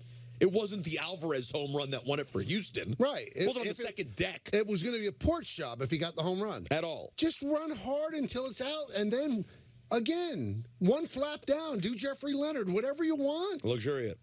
I don't get it. And they're lining it up. They're lucky because it didn't impact them. But if you believe in the fallacy, if you don't believe in the fallacy of the predetermined outcome, he cost Aaron Judge an at-bat that inning. Because the next batter, IKF, hit a laser down the right field line. It went through the legs of Gonzalez. He got the third. That would have been another run if Donaldson was on base. And then Judge would have gotten up that inning with people on base. Right. So, again, if Aaron Boone, and we'll talk to him tomorrow about it, I've talked to him on the air about it, I've talked to him off the air about it. We will ask him, but he continues to defend his players, and it's going to happen at a big moment that's going to cost him a game. Imagine. And then they're all going to have egg on their face. Can you imagine last night if they lose that game 2-1? That's all we'd be talking about today. That's it. Be the whole day. Can I throw something non-baseball related at you? Sure. Did you see that Devontae Adams had charges pressed against him? Yep. I mean, don't get me wrong. I thought it was a bad moment for sure, but he's charged with misdemeanor assault for shoving a credentialed worker. He was cited for an intentional overt act that inflicted bodily injury. He faces up to 6 months in jail or a fine of up to $1,000. Yeah, he'll get the fine, but the big thing has to be the NFL has to zap him a game, you think? Well, that's the thing that should have happened to me. I didn't even think there'd be a chance of arrest. I would have only thought suspension for a game and a financial hit. Well, the guy suffered a concussion. Oh, he did? Yeah. Went to the hospital and suffered a concussion. Oh, I did not know that. Then that's enough. If he had fell down, went boom, okay, then you know what? All right, no harm, no foul. But if he suffered a concussion, God forbid, Peter, what if he ends up having post-concussion syndrome or some kind of ill effects that are going to cost like tons of money for him to take care of? If you file suit, then you can get that taken care of. Now, let me just read the specifics here from the ESPN article, though, Don. The man shoved, identified by police as Ryan Zebley, suffered whiplash, a headache, and a possible minor concussion from the incident. Well, so that sounds like to me, and I'm certainly no legal mind, guys, it sounds like that's what his people are saying, is that it's because possible and minor, I'm not sure if that's actually. All right, well, it could always be dropped.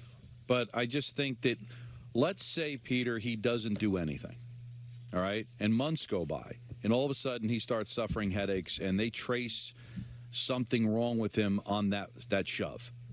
Yeah. Then he files suit. It's like, oh, well, now all of a sudden, out of nowhere, you know, what? No, if you're legit concussed, right?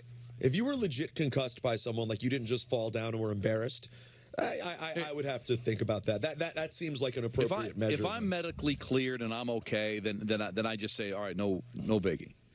But if there's something going on, I'm getting examined. I'm making sure he's paying for all that.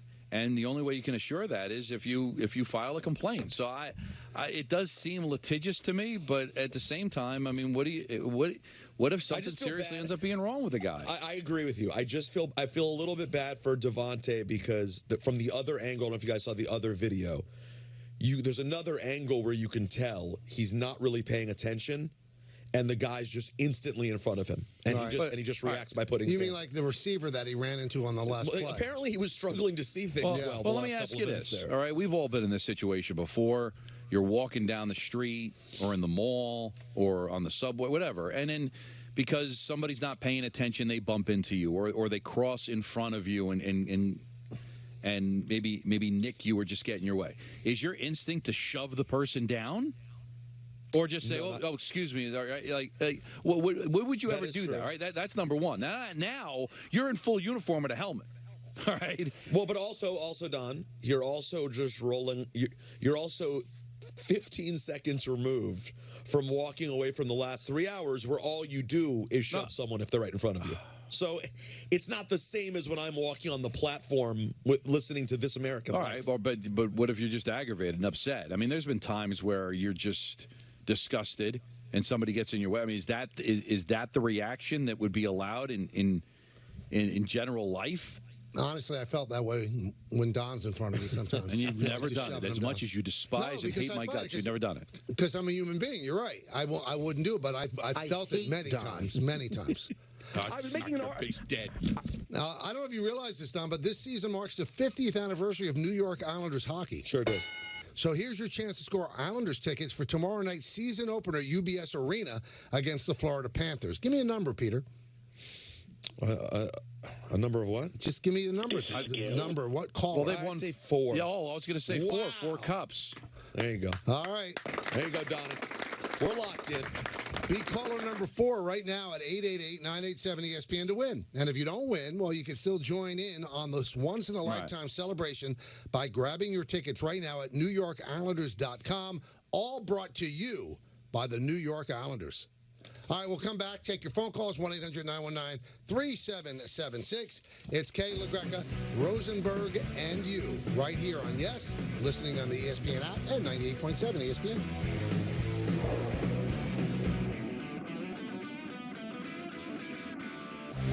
The Michael Kay Show on Yes is presented by Untuck It.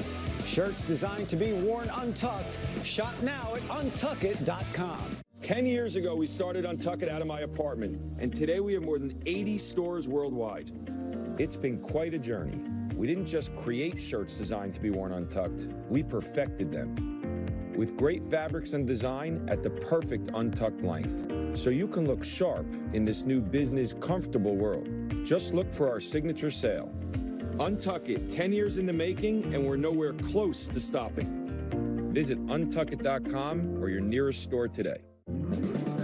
At DraftKings Casino, we give credit where credit is due, in the form of credit. Sign up with DraftKings Casino and get up to $50 in free credits when you deposit $25. That's like extra credit. Download the DraftKings Casino app or play online today. Deposit $25 and get up to $50 in free credits to use on any game. Now, roll credits. When you support City Harvest, you feed hope, love, and joy. You feed confidence, community, and comfort. You feed health, strength, and spirit. When you support City Harvest, you do more than just provide hundreds of millions of pounds of food to millions of hungry New Yorkers. When you support City Harvest, you feed good.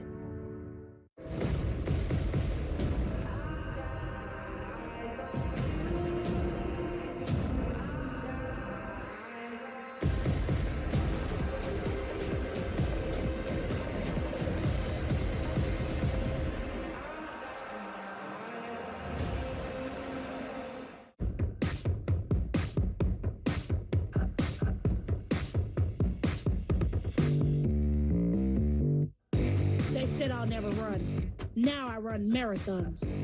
They said I'll never have a job. Today, I work with global leaders. They said I'll always need help.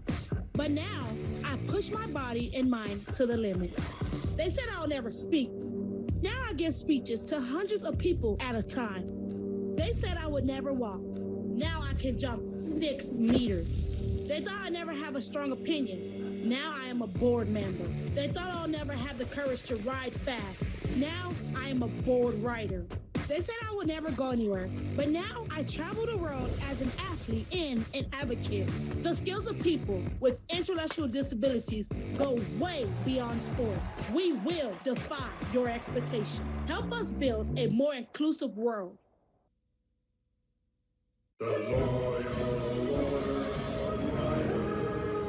Riders, let your queries be known. How come we don't call ourselves bikers anymore?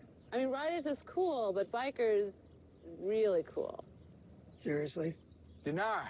Can we go back to meeting at the rec center? The commute here is brutal. Deny. How do we feel about getting a quote to see if we can save with America's #1 motorcycle insurer? Should Flo stop asking the same question every time? Approved. Denied! Whoa. Drizzly makes it easy to shop a huge selection of beer, wine, and liquor from wherever I am. I just open the app, find what I want, and it's at my door in under 60 minutes. Drizzly. Ding dong, Drizzly.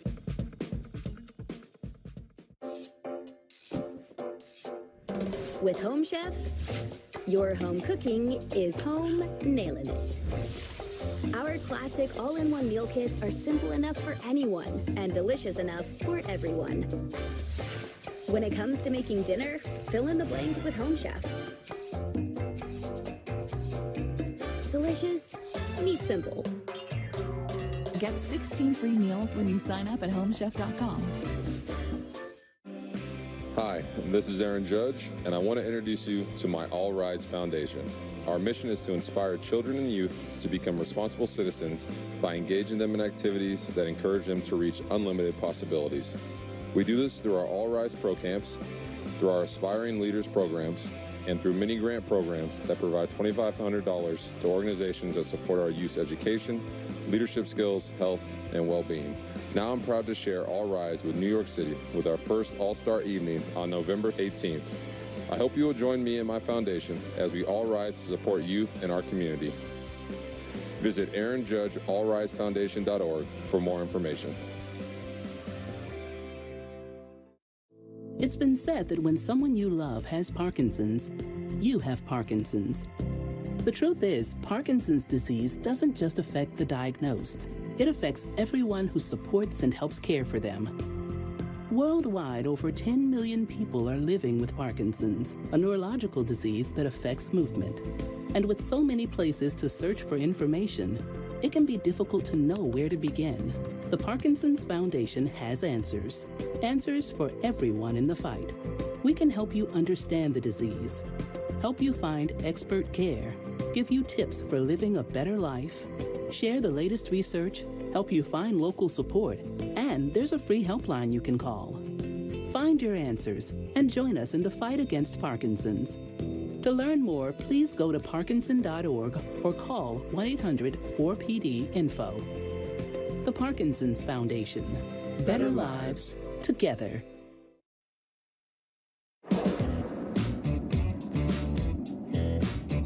Phillies Braves has been delayed because of rain. Still hasn't started. That will be with the Phillies up 1-0 in the best of 5. This is game 2 in Atlanta. Once again, rain holding up playoff games. It could be 1930 and it could be Sportsman Park. No different. It's amazing. We're stuck in a time warp. No other sport would allow this to happen. I just don't get it. We're gonna hammer this home over and over. It's not gonna be anything. I hope that when Charlie grows up, that they don't have rain delays anymore. I keep saying this till I'm blue in the face. Why can't the commissioner today sign into baseball law? No building will be allowed to be erected without there being a retractable roof at minimum. It won't help us, but it'll maybe help future generations. Well, he has the ability to do what's best for baseball. Tell me anybody would argue with this. But from what I've heard, the cost of putting retractable roofs, anywhere from $250 to $500 million. The owners have to foot the bill. He can't just unilaterally sign something into being. There's no way they have that kind of money. My only problem is when they were building these stadiums in Minneapolis or whatever, and the new stadium in Atlanta, and the stadiums in New York. Why then didn't they think of this? So that we don't have rain delays. It just doesn't make sense. Other game is Padres-Dodgers. Dodgers won last night, so they lead the best of 5 series 1-0. So those are game times brought to you by Tullamore Dew Irish Whiskey. During the big games this season, enjoy a Tullamore Dew, the original triple blended, triple distilled, and triple cask matured Irish whiskey. Remember, when it's game time, it's Tully time. Please enjoy responsibly. Let's go to the phones, everybody. Let's go to Dominic in Connecticut. Dominic. Hi. Hey. Am I on? How you doing? Good. Long-time Yankee fan. I'm watching TV, and obviously the phone is the head of the TV, so bear with me for a minute. We'll turn the TV off. Yankee fan, 70 years plus. Okay. I'm 81, a young 81. Good. I've been to the 3 stadiums. Okay. 3 stadiums. And I just wanted to make a comment on your analysis of Garrett Cole between you and Don, Michael and Don.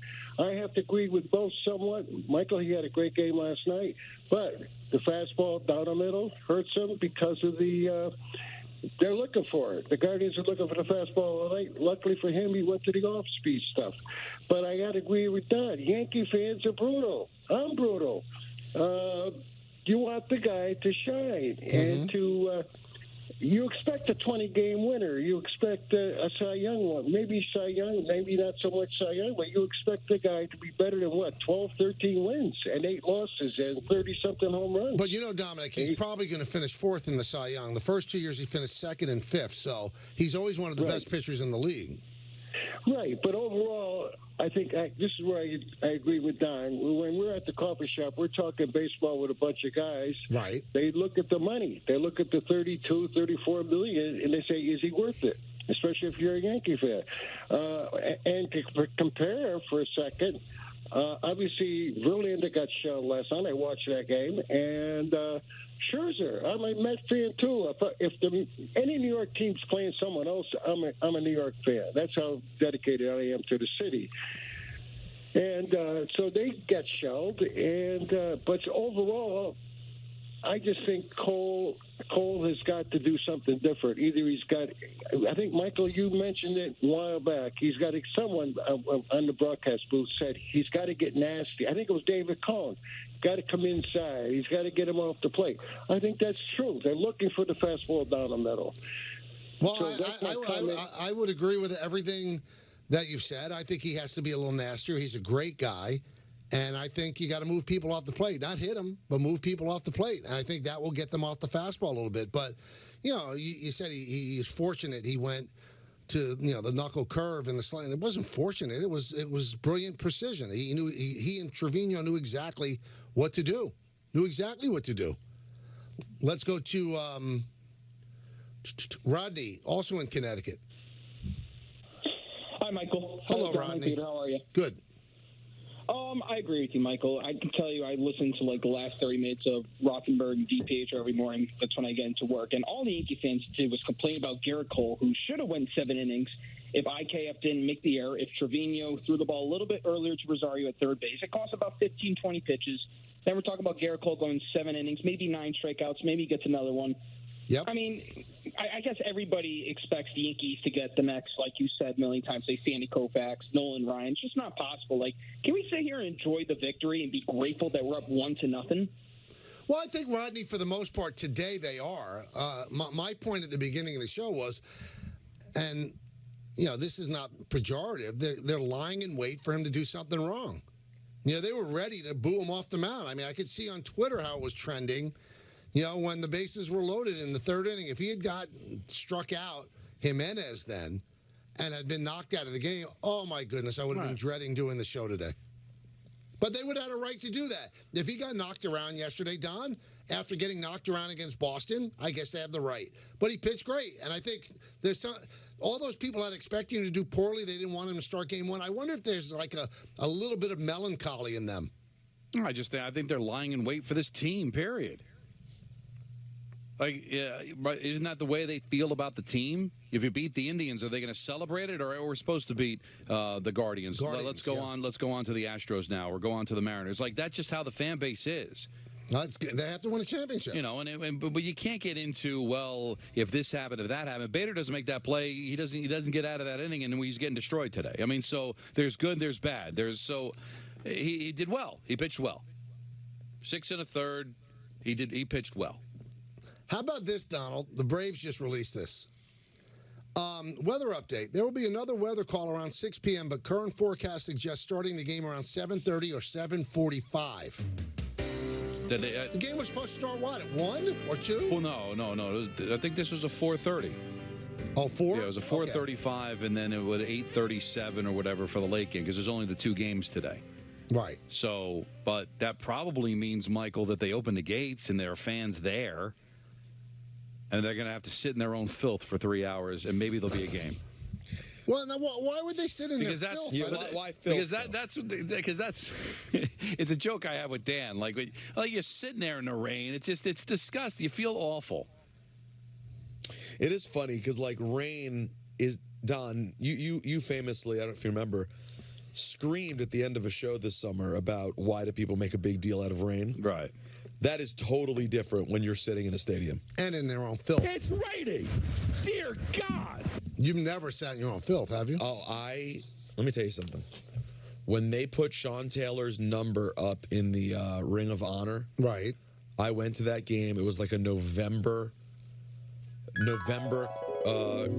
Commanders game. And it was, 32 degrees, something like that. And poured from 9 a.m. till 4 p.m. They lost.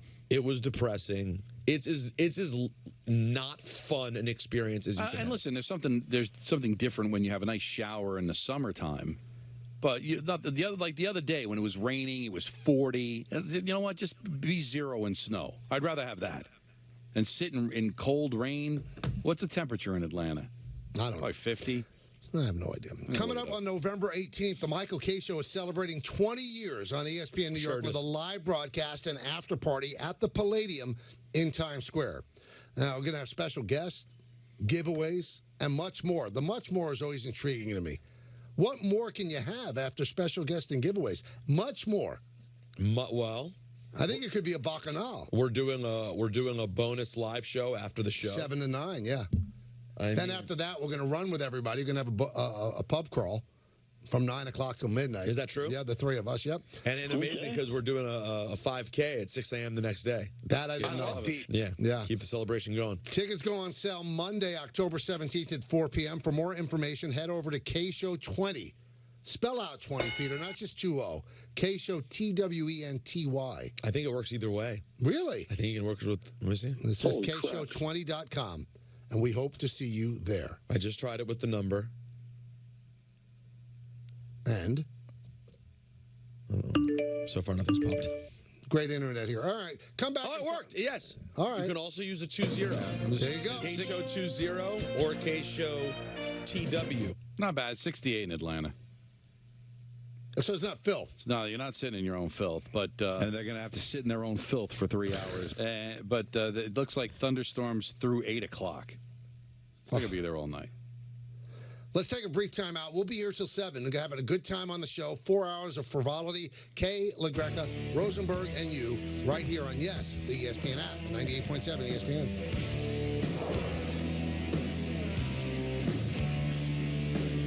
This is the 2022 Nissan Pathfinder and Rogue.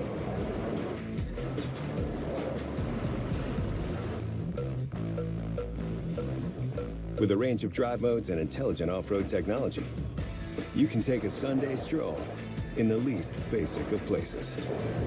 The 2022 Nissan family of SUVs. Anything but basic. Get 1.9% financing for 36 months on Rogue or the 2022 Nissan Pathfinder. With Drizzly, I can shop a huge selection of beer, wine, and liquor. I just open the app, and it's at my door in under 60 minutes. Drizzly also lets me shop from multiple stores in my area and compare prices on thousands of products. Ding dong, Drizzly.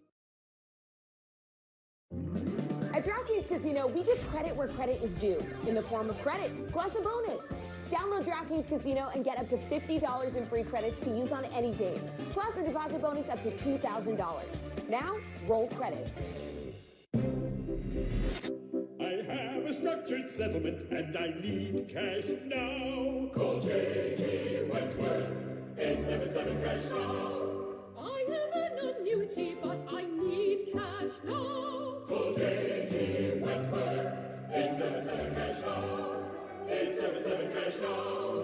They help thousands, they'll help you too. One lump sum of cash they will pay to you. Get long-term payments, but you need cash now. Call J.G. Wentworth, 877 cash now. 877 cash now. 877 cash now.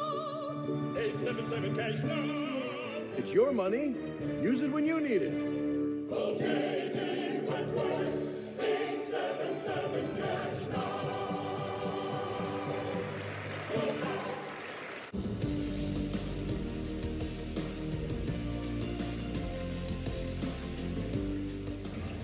Lakers get it up the floor in a hurry.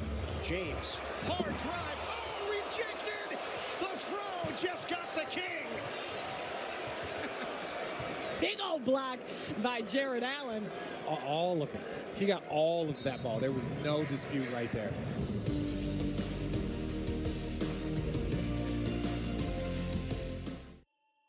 Ukraine remains under attack. Millions of people have fled, creating the fastest-growing refugee crisis in modern history. Children and families are seeking safety. AmeriCares is responding with critical medicine and supplies, and we're working alongside local partners to get aid where it's most needed. For more than 40 years, AmeriCares has met health needs after natural disasters and in humanitarian crises, We know health is essential for everyone's future. Now America's is protecting the health of children and adults caught in this terrible crisis. In Ukraine and in the surrounding countries, there is a critical need for medicines, medical supplies, and ongoing health care. So let's work together. Together, we can improve health. Together, we can save lives. Learn how at americares.org/help-Ukraine.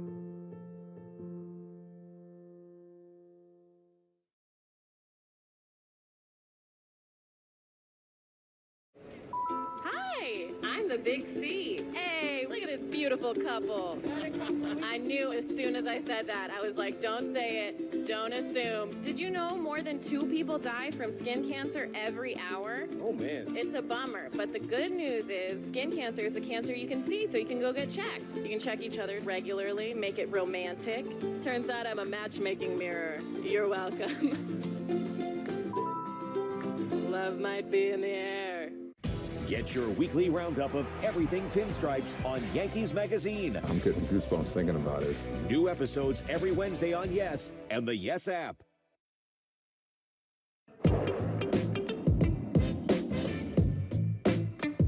Yes, having a good time on a Wednesday. It's good to see you in person, Peter. For some reason, Don didn't show up today. You know the reason. Don't be a punk. Sometimes the answer is just bad guy. Isn't that what the wise man once said? It's usually what I lean toward. Hey, listen, I had... if you're going to play with the gloves off, I could do it. All right. So what's the reason? I've got a flight out of Newark to Minneapolis, and I just found it easier to do that from home than to go through a tunnel and with traffic and everything. What was your excuse for Monday? Peter and I were in the studio. You were home. That is true. That was more of a punk move. There was no reason for that. No, it wasn't a punk move. Yes, it was. No, it Peter, was not. Show me something. Because I had to do the Yes Network pre-series preview show, and the only place I could do it was from my office. So that's the reason. No punk move. Don, of all the hills that I'm going to die on, you know that one I'm willing to really die on is defending the right of those to stay home when they want this to. was what do they call those? An homina? Is that the way you say it? Ad hominem. Yeah, that was that kind of an attack. Excuse me? Instead of ad hominem, and homina? I really didn't know. Homina. I'm on a flight tonight too, Don. Now, Don, it's your first flight since COVID. My first commercial flight, yes. Oh boy! Wow, that is a flex. You want to hear a flex? Yeah, my first commercial. Right, flight. I've been flying private jets. No, it's just A-Rod sends his jet. I was able to go to Pittsburgh with the Rangers because my flight was canceled because of weather during the playoffs, and and I was able to get on their charter. I will be chartering to Winnipeg after the game. So these exotic locales, Peter, that I'm jetting off to. Well, how are you feeling about flying today, though? Tremendous amount of anxiety. And I gave her a kiss. On the mouth? Yes. Wow. That's the way I operate. Okay, real quick. Why anxiety? Because there's a lot going on. It's been a while.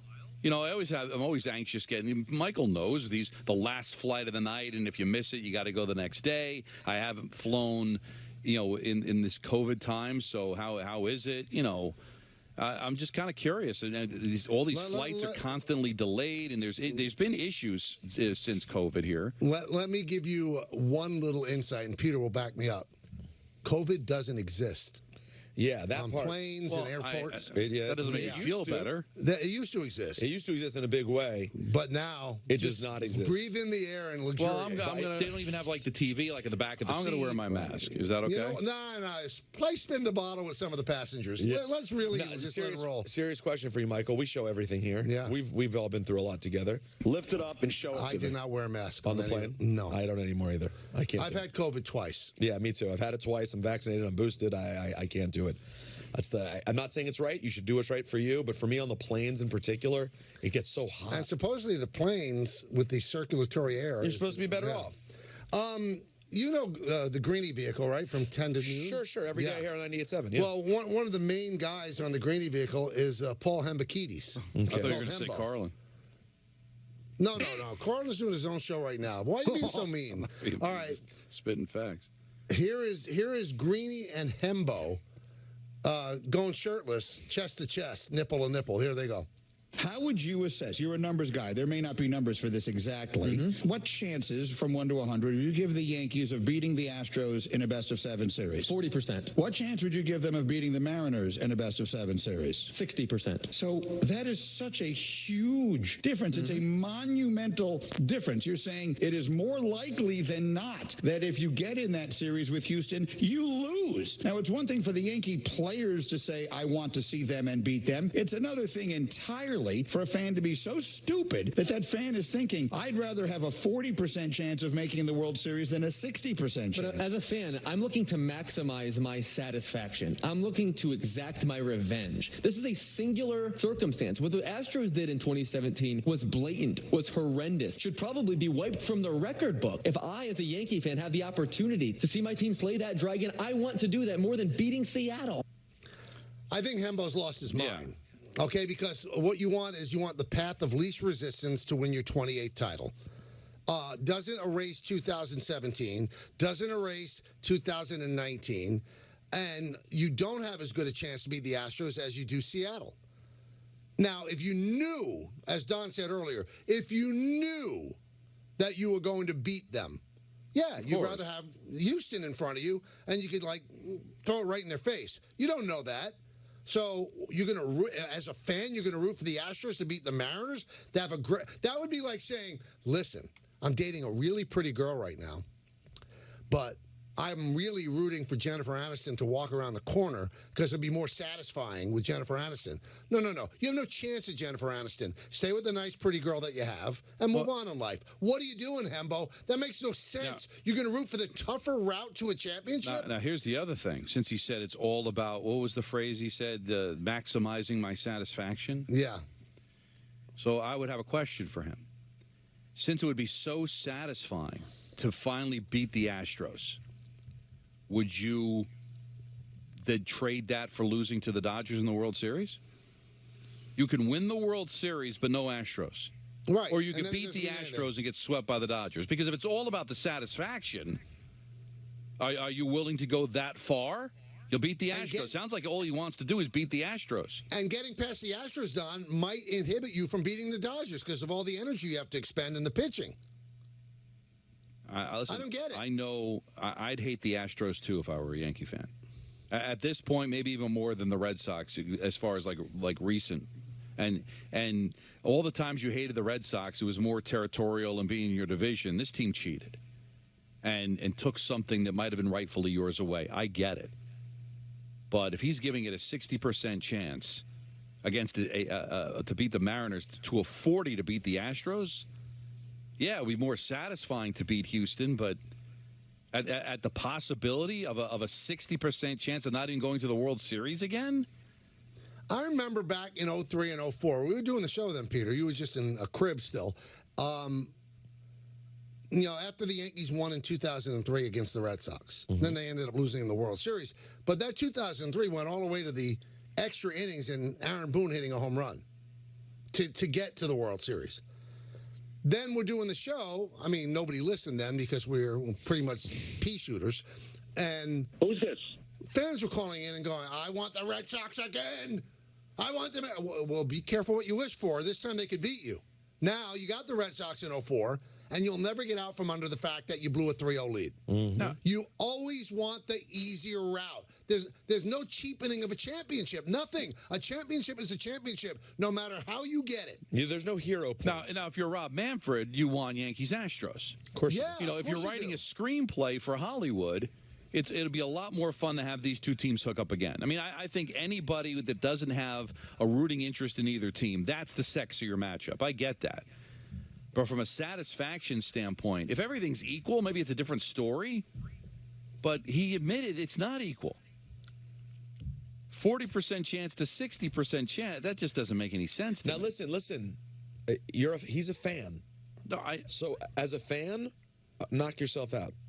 If that's what he wants, if he wants to see that series, okay, that's fine. If you think for 1 second there are players who really are preferring that, hey, listen, I'd respect it. On some level, I definitely... Wouldn't you respect it? If Aaron Judge came out and said, I hope we get Houston, That's what I Well, want. he might say that publicly, but like deep down inside, I would think they want to win a championship. And listen, all these teams are pretty good, right? I mean, they're all playoff teams. They're all good. Seattle is a very good team, but I think any normal fan would say, what's going to get me the championship? Now, one quick thing I want to bring up with both of you before we get back to the phones. We'll have Dan Orlovsky at 5:30. Great guy. I don't know how much. Were you watching any of the Astro game? Well, I was getting information while I was doing the Rangers, Okay, but I did see the highlights of the home run. I saw the full highlight. That's it. All right, so before Alvarez hits the home run, and they're trailing by 1, right? No, they're trailing by 2 on. Right. They show about an 8 or 9-year-old kid with his dad bawling his eyes out. Yeah. Bawling his eyes out. Father's comforting him. They haven't lost yet. And I just looked at the kid, I go, boy, is he in for some life. If he's going to be affected like this, a game's not even over. That's Dave and Rothenberg. you're weeping. Yeah, I mean, imagine this kid's future wife. I mean, weeping at a baseball, weeping. Well, it's game 1 too. That's the sad. I get, but I don't care if he's 9. I know you didn't know time zones then. No, that's just what I knew. Can you imagine the disappointment that's in store for this young kid? If he's crying over this, what's going to happen when his parents die or when something happens? I mean, there's real, unbelievably terrible things. I love this take from Mike. No, I mean, the father has to say, hey, you got to listen, Skippy, stop. This is ridiculous. Now, how about this? When I was little, I remember when you remember the Super Bowl in 1987-88, correct, Don? Yeah. Yes. When the great Doug Williams led the Washington Redskins to the championship. Oh, 35 unanswered, Don. Greatest quarter in Super Bowl history. When Washington was down 10-0 in the first quarter, which I look back now, I'm like, it was only 10-0. I wouldn't even worry. I now expect Washington to be down 10-0. Right. I was crying. How old were you? 8. Yeah. You're crying. It was the Super Bowl. And First quarter, I think I shed tears. Now, let's really lift the curtain. Yeah. You know what? He's right. I know where you're going. You're right. You have had some depression issues in your life. Well, Oh, wait a minute. Depression issues, but I keep please. going. I don't know if I describe it that way. But you have dealt with some heavy-duty stuff. Sure, I've taken antidepressants, anxiety, Well, if you take antidepressants, I guess you were depressed. Well, anyway, that was a long time ago. my point is this, okay? Do you feel dumb now that you cried because it was 10-0? He was 8. Okay.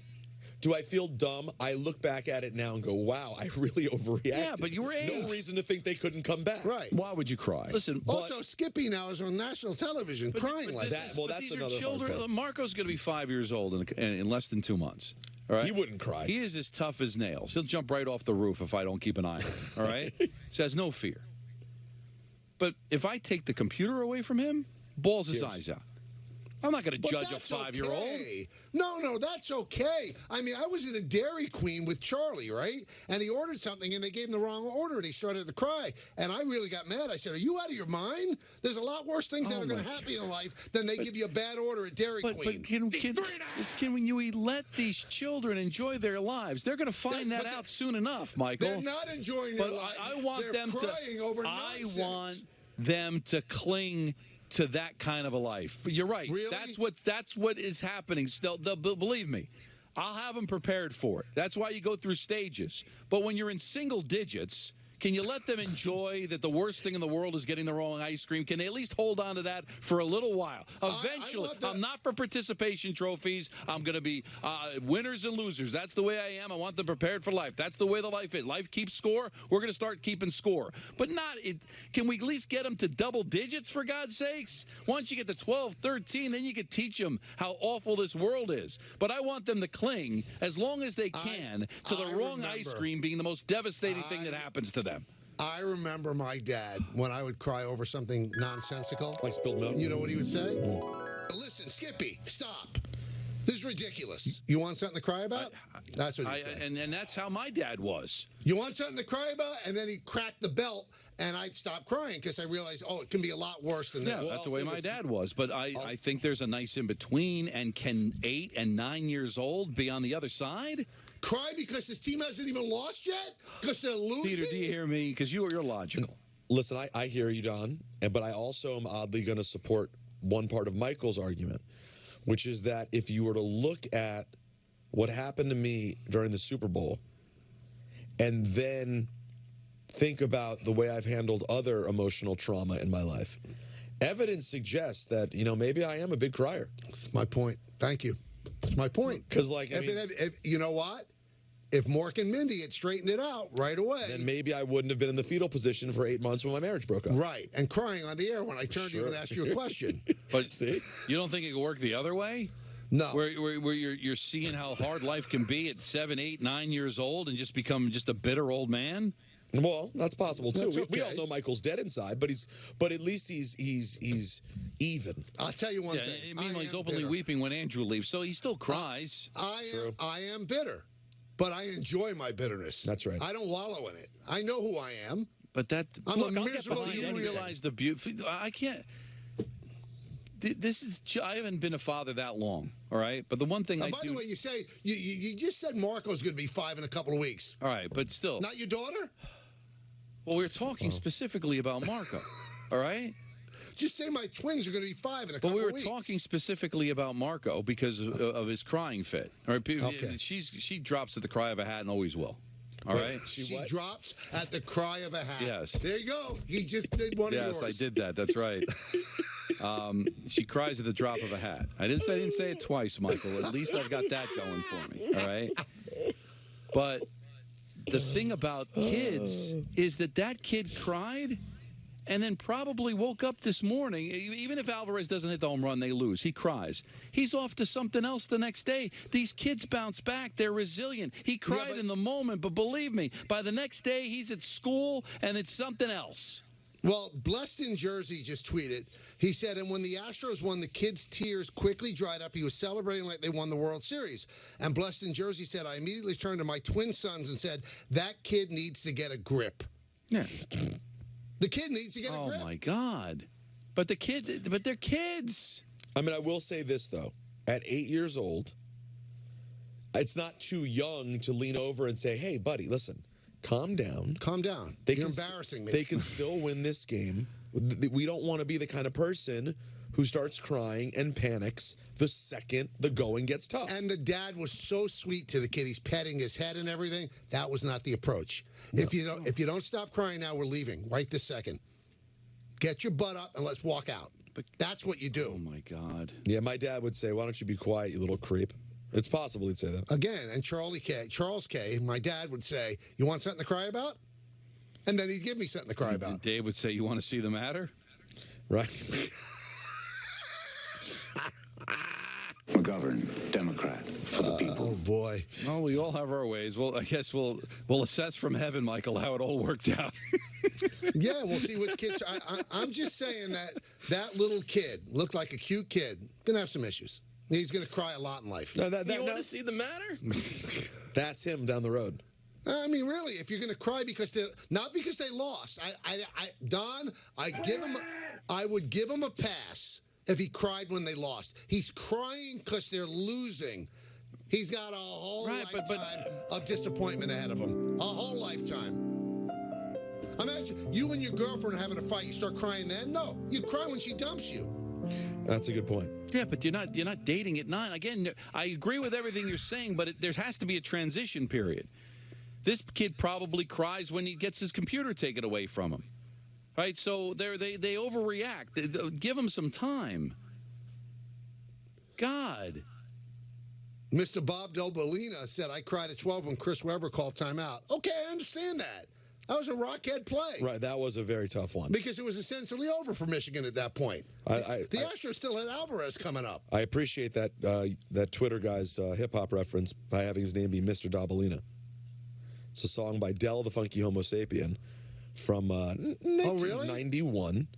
So you don't think that his name is Mr. Bob Delabina? No, the song goes, Mr. Dobalina, Mr. Bob Dobalina, Mr. Dobalina, Mr. Bob Dobalina. Yeah, they're showing the kid on Yes. It's Ice Cube's cousin. Adorable kid. And the dad is kissing his head. It's beautiful. It's just not working. Too much, though. Too much. Too much, too soon. Oh, boy. All right, here we go. We're going to have Dan Orlovsky on. He's got something to cry about what happened 14 years ago. Now, if he cried, I'd understand it. We'll come back with that. I hope this didn't make you cry right here on Yes, 98.7 ESPN.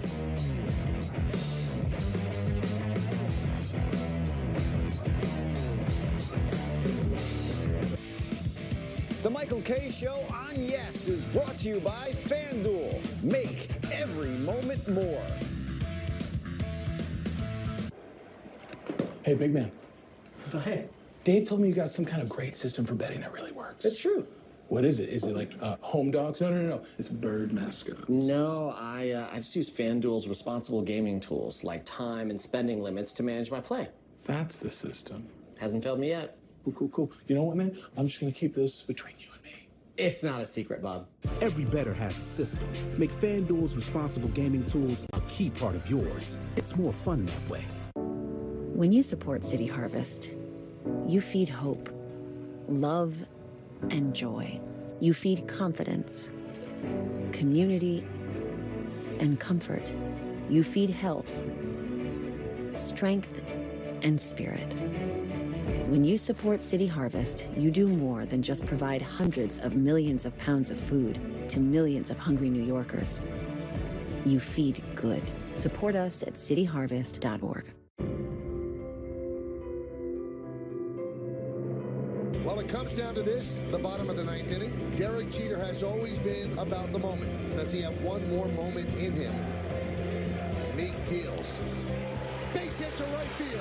Derek Jeter ends his final game with a walk-off single where fantasy becomes reality. Did you have any doubt?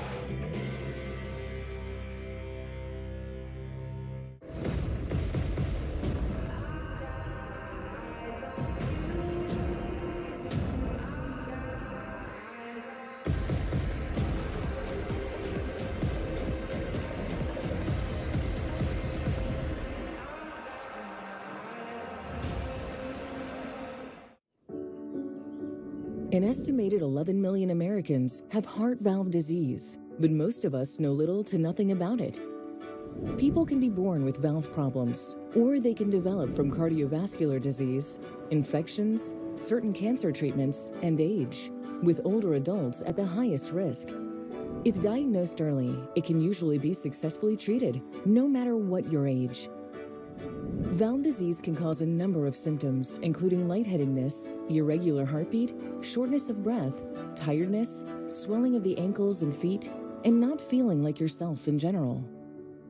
But is often only detected when your heart is listened to by a healthcare professional. So listen to your heart. See your healthcare professional. Discuss your risk factors and any potential symptoms. And go to valvediseaseday.org to learn more.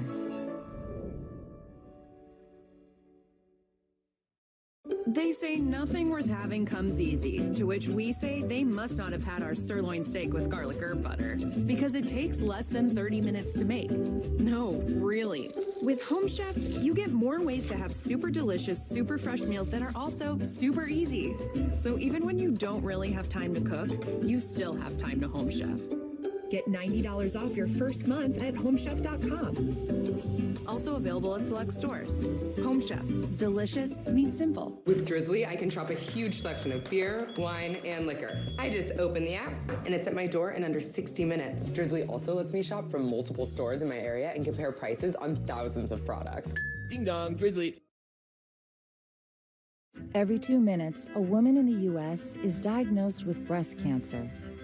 And in that moment, her life changes forever. The toll is great. The need is greater. The need to find comfort in the dark hours. The need to find hope in the cures.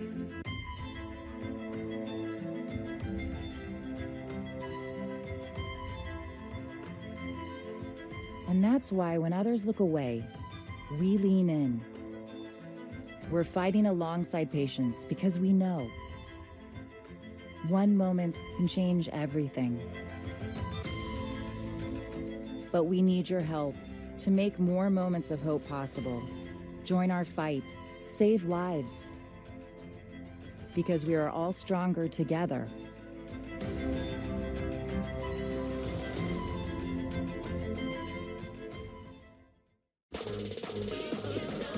Get trending with off-field fashion. Whoa, now that is a fly outfit. As some of the best designers from FIT style celebrities from the sports world and beyond. Stream off-field fashion exclusively on the S app.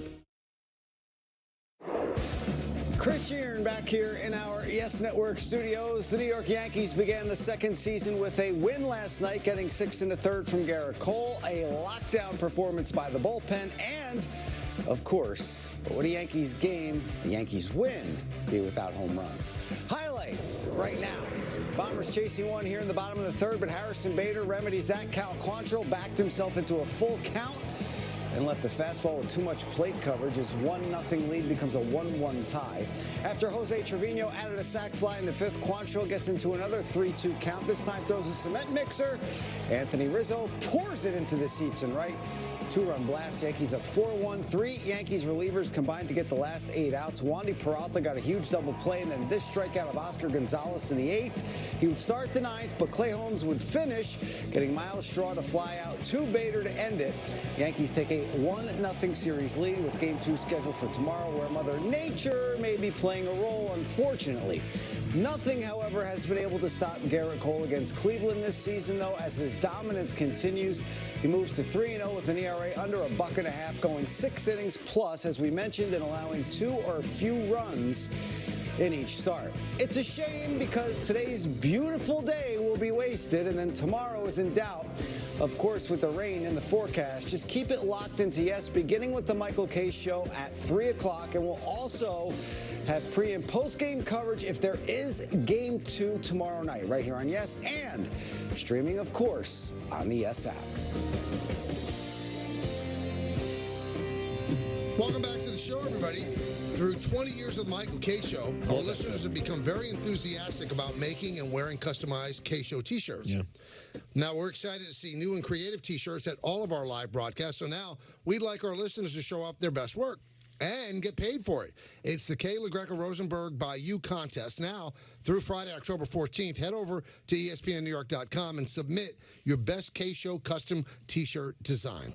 We'll select 3 finalists and put them up to a vote to award one winner. Get this, $2,000 cash and 4 VIP tickets to the Michael K. Show 20th anniversary party on November 18th. Head over to ESPNNewYork.com for full contest rules and submit your entry today. Is Dan there? Yes, he is. I'm here. The great Dan Orlovsky joins us, as he always does at this time on Wednesday. Dan, it's Michael, Don, and Peter. How are you doing today? I'm doing fantastic, boss man. I'm doing great. How are you guys? We're doing well as well. All right, so I want to get your expert analysis. Daniel Jones is looking a little bit better. Is there any way what he's showing that he could be the quarterback that the Giants go into the future with? You still have to see a higher level of performance. You still have to see some of the things that happen because he's uncoachable. You still want to say, because we have this guy, we're able to win these games. You know, the Giants are doing a tremendous job of, and I've talked about this a little bit on TV this week, of taking away his big flaw. His big flaw was always having to think too fast and panicking with the football in his hands when he was under pressure. And they've just committed to protecting him and using max protection, 7, 8-man protection, and allowing him to slow down his thinking a little bit more and not have so many people around him where he has to function so quickly. You know, I said it 302 pass attempts this year, only 100 of them are drop back. 200-plus attempts of play action or bootleg or RPO or screen, and that's just been very smart by them. Is his arm strong enough to do the things that we haven't seen him do? What's that? Is his arm strong enough to do the things we have not yet seen him do, or they just, have guardrails up on him? No, his arm is strong enough. I'm not this massive. You need arm strength to have it. Like Josh Allen is a blessing, but his arm is plenty adequate enough. But the question will go ahead because he hasn't been in this situation yet where, oh, you know what, the run game hasn't been great. Saquon's been shut down, and our defense gave up 24. Can you go win the game? Right. That's the such a great job of utilizing Saquon that until he's into that moment where, because that's the question. At least you feel good that maybe Daniel Jones doesn't stink. Right. I guess that's the narrative around him of the passes. Man, this guy stinks. I think he's answering like, I'm not as bad as maybe my play has been the first 4 years, but you still want to see the moment where you go, oh, nothing worked and we still won because we had the quarterback. He has not had that yet. Now, we clearly see a difference in coaching. Clearly. This is not a talented team, and they're 4-1 because of the coaching. It's wild. But let me ask you this, from a philosophical question about it. Is it that just Dable's smarter than the previous regime, more creative? Or is it something deeper where maybe the previous regime just didn't know what they had, didn't know how to work with it? Is it just as simple as Dable's better, or is there something else to it? Well, it's a great question. I'd say number one, specifically offensively, the offensive line is definitely better than it has been in years past. You know, Saquon's got 533 yards rushing this year. 315 of them have come before contact. So the offensive line is definitely a better unit. But I'll speak specifically to Brian Dable and Mike Kafka. And oftentimes you guys hear and we hear people say, well, they're putting players in positions to be successful. And I think the number one thing that they have done is start backwards. I'm not going to ask you to do the things that I know you can't. Instead of just sitting there going, well, what do you do well? They figured out what these guys don't do well. It started with Daniel. It started with Saquon. Saquon has been a much better runner when he's gotten downhill rather than going laterally. With their tight ends, watch the tight ends.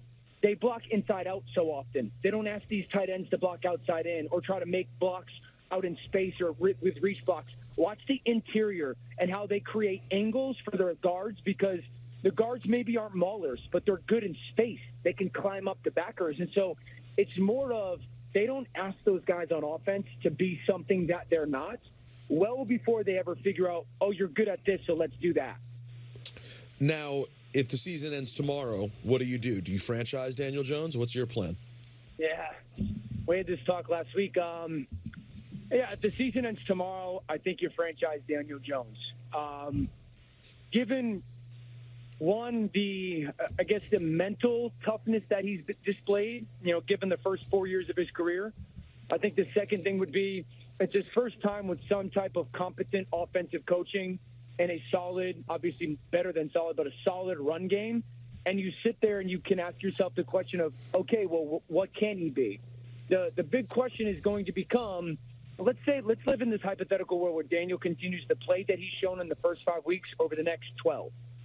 And it's good. It's top 16 quarterback play, but it's not top 8 quarterback play, right? Mm-hmm. Then the question is, well, are you going to pay him $40 million? Are you going to pay him $35+ million? And I don't believe that he's shown that. He's shown enough to say, yeah, let's franchise tag him, but he hasn't shown you, hey, we're going to give him top 10, top 12 money. Now, I'm curious. I was talking with Dan Orlovsky here on his weekly segment on the show. The Giants have been very, very cautious and conservative with the new regime. But they're 4-1. And we've seen some bad football being played around the NFL. If you're Joe Shane, do you go out and make a trade? Let me throw a name out there. Robbie Anderson. Do you give up some draft capital to improve your wide receivers? Because last game against the Packers, their top 4 wide receivers were down. Would you make that trade, or would you still say, let's roll the dice with what we have? I would not. 2 reasons why. Don't give up what you really want for what you want right now. And I get that you're 4-1, and I understand that you're surprising people, and the playoffs might be something that you can look to. This is not a championship football team. Joe Shane's number one job is to build a championship football team. And you do that by building it with draft capital and draft picks and selecting the right players and making them homegrown Giants. Number 2, been on NFL Live earlier this season. I think since 2018, there have been 40 wide receivers drafted into the NFL in the first 2 rounds. 34 of them have become good, really good to very good players. Wide receivers coming into the league right now are just coming in better and more prepared and more impactful. I'm not taking draft capital to go get a receiver that's been around for 6 or 8 years when I think I can get a guy that's just as good, if not better, and cheaper next year. We've seen 2 ridiculous roughing the passer calls this week. The one in Tampa on Tom and the one in the Raider Chief game. Is this just a temporary thing, or are we trending towards it getting worse? Yeah, it's going to get worse because the Tom one, what happens if that's the NFC title game? Again, like the Saints Rams pass interference one was? What happens if the Chris Jones one that happened in the Raiders game is the AFC title game? And also, because here's the thing, guys, what happens if the Raiders got that 2-point conversion and they won the football game? We would all be pointing to that roughing the passer penalty being the main reason why that the Chiefs lost that football game. So here's my 2 points on this, because I've gotten into this a lot this week. So everyone says, well, it's a subjective call. I say, and we had John Perry on, who's a longtime NFL official who works with the Monday Night Football crew, and he used two things. He said there's very specific language and very specific wording when it comes to the roughing the passer penalty. And my rebuke was, if there's very specific language and very specific words, then we need to have very specific angles in which these officials can look at that call and see if they got it right or wrong. Because that happens in the blink of an eye. So we're going to say very specific language and very specific wording. We need to give them the opportunity to have very specific angles. The second thing is this, because everyone said, well, you can't subjective calls, just like pass interference, you can't look at those. And my pushback is this. But there's no specific ruling for pass interference for a wide receiver indifferent to a tight end or a tailback. It's either pass interference or not, no matter who the person going out for the pass is. This is the only rule. This rule is only for the quarterback. It's only for the quarterback. And if we're going to make it very specific for the quarterback, then we should have the opportunity to look at that and review it, just like we do in college football with targeting. You err on the side of caution, they throw the flag, and if you either confirm or overturn that flag, we should be able to do that for roughing the passer. And the NHL does it for major penalties because it's such a big call. It's worth taking a look at. So I usually don't like reviewing subjective plays, but I think any official gave a second glance in that Chief game, they would have changed the call. And I have another question, though, absolutely. Dan. Well, if Brady's was a roughing the passer because they flung him down, then why wasn't Mahomes? Why is Mahomes treated differently than Brady? That's the whole point. It's either neither of them are or both of them are. Right. You know, but I think that's where there's a little bit of fans getting frustrated that's even a call. And I think players are too. And then there's not the consistency because it is subjective. But if we had the opportunity to look at both of them, I believe that both of them we can spend 8 seconds to look at it and go, no, that's not roughing the passer. As it shouldn't be. Dan, from roughing the passer to roughing the boom mic operator, I'm getting crushed. I hadn't checked Twitter in a while, Michael. I'm getting crushed because of my mild defense or empathy for Davante Adams earlier. You're a player. You've been in those situations when you watch Davante Adams walking off the field. I mean, the guy's now being charged. Is that what you expected? Is that what you think's deserved? Just curious for your thoughts. Yeah. How is Davante Adams supposed to know that that's not some weird fan jumping on the field and going to try to attack him? I mean, he's just supposed to know that this person walking out in front of him is and I understand that people will sit there and go, dude, you have no idea what's going on in that moment. You're just highly emotional. You're walking through a tunnel.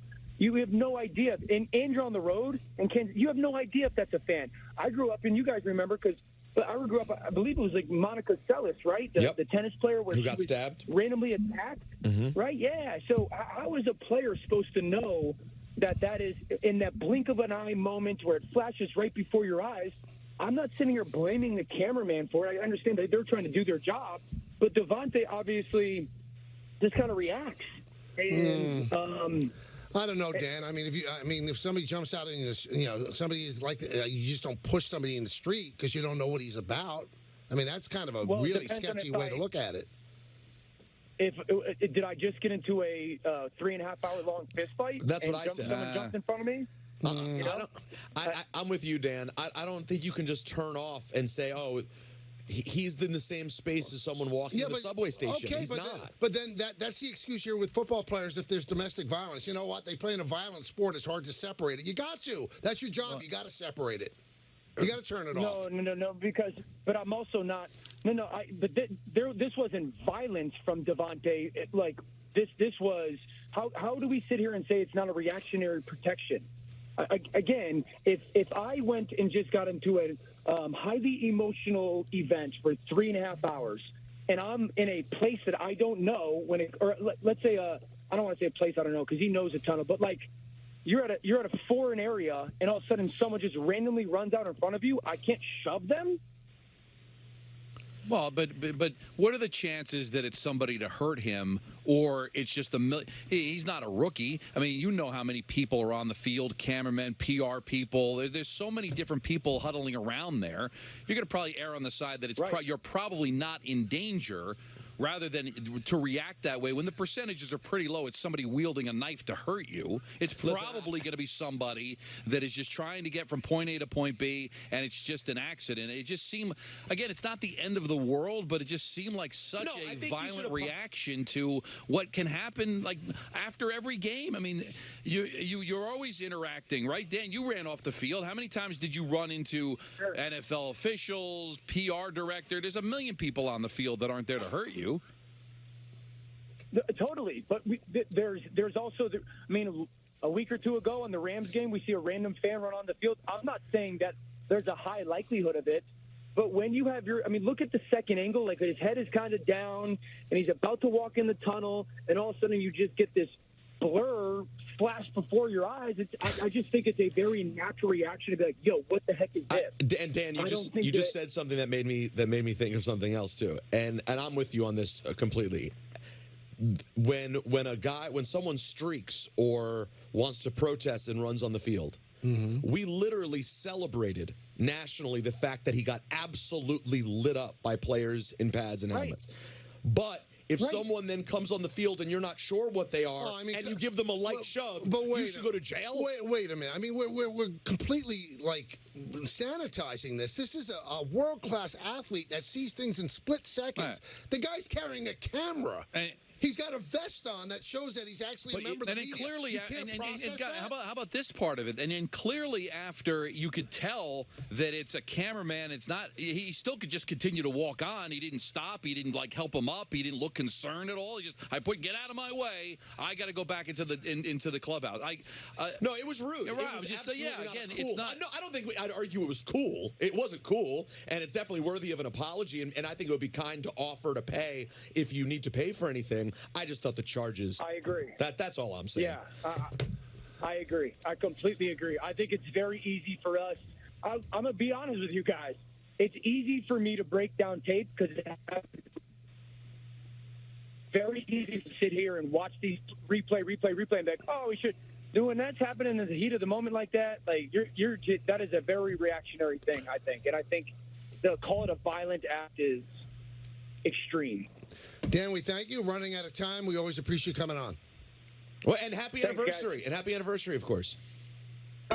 Yeah, I mean, for the 19th time. Thank you. Remember, that was Peter who said that. Thanks, Dan.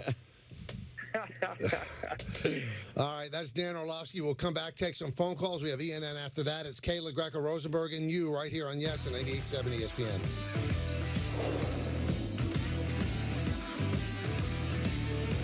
Aaron Judge has broken the league record for most home runs in a season. In over 150 years of baseball history, this record stands alone. To honor Judge, BigTimeBats.com is proud to release the official Aaron Judge Home Run Record Collection. The stunning Home Run Record Silver Chrome Bat is limited to only 500 bats. Also available are the traditional Maple Wood Bat and the two-tone High Gloss Extremum Bat. Go to BigTimeBats.com and get your part of baseball history now.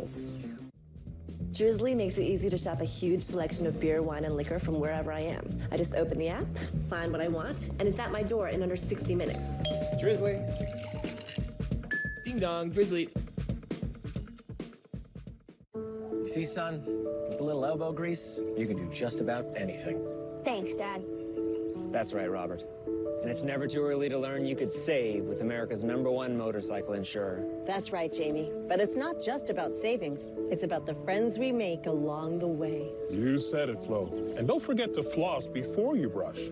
Your gums will thank you. That's right, Dr. Gary. Jamie? Sorry, I had another thought, so I got back in line. What was it? I can't remember.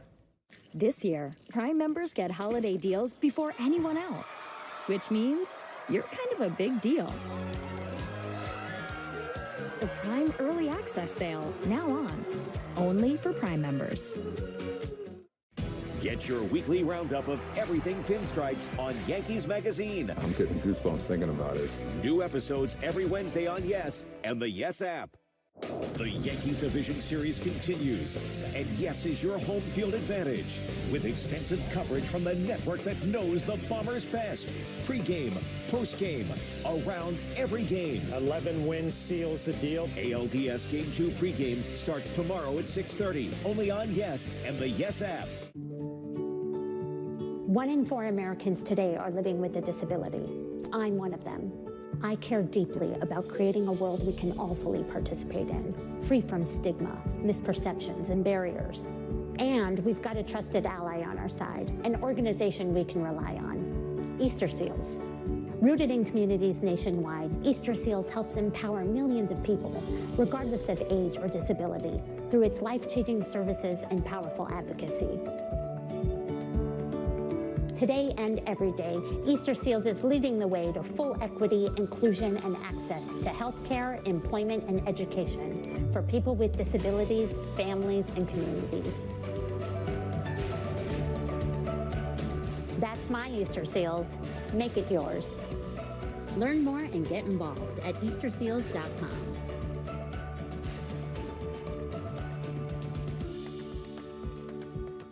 We know y'all can cook real good, but sometimes the fam just wants Popeyes for dinner. So get the 11-piece box that everyone can enjoy. And for this Thanksgiving, don't forget to pick up the Popeyes Cajun Turkey while you can.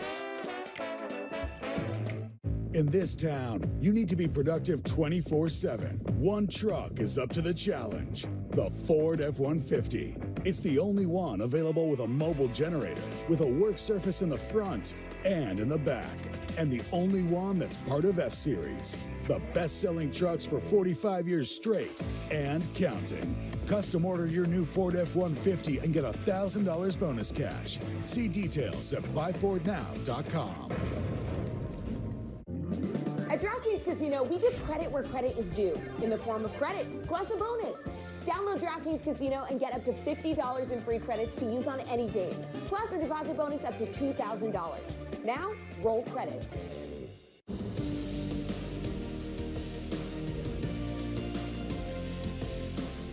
Now here's Tyler Austin, beginning his major league career, got called up today at AAA Scranton Wilkes-Barre.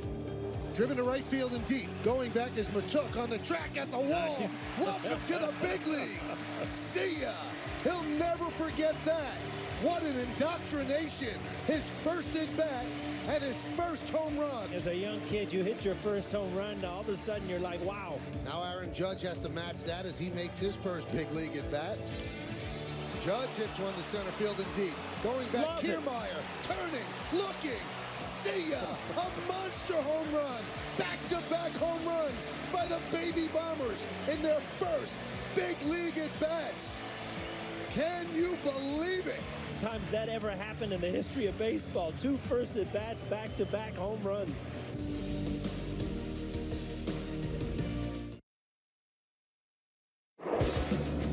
Chris Sheeran back here in our Yes Network studios. The puck dropped for the 22-23 season for the New York Rangers last night at the Garden, taking on their conference rivals, the Tampa Bay Lightning.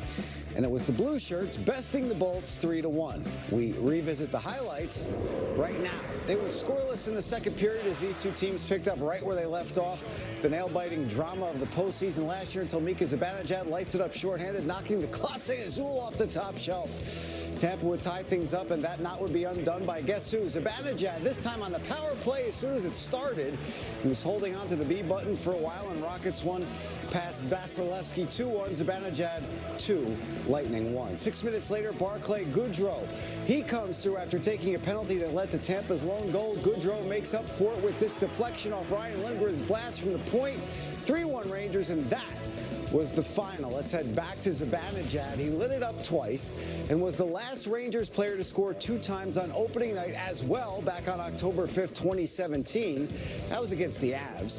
He became the first player in franchise history to record multiple goals in a season opener more than once in his career.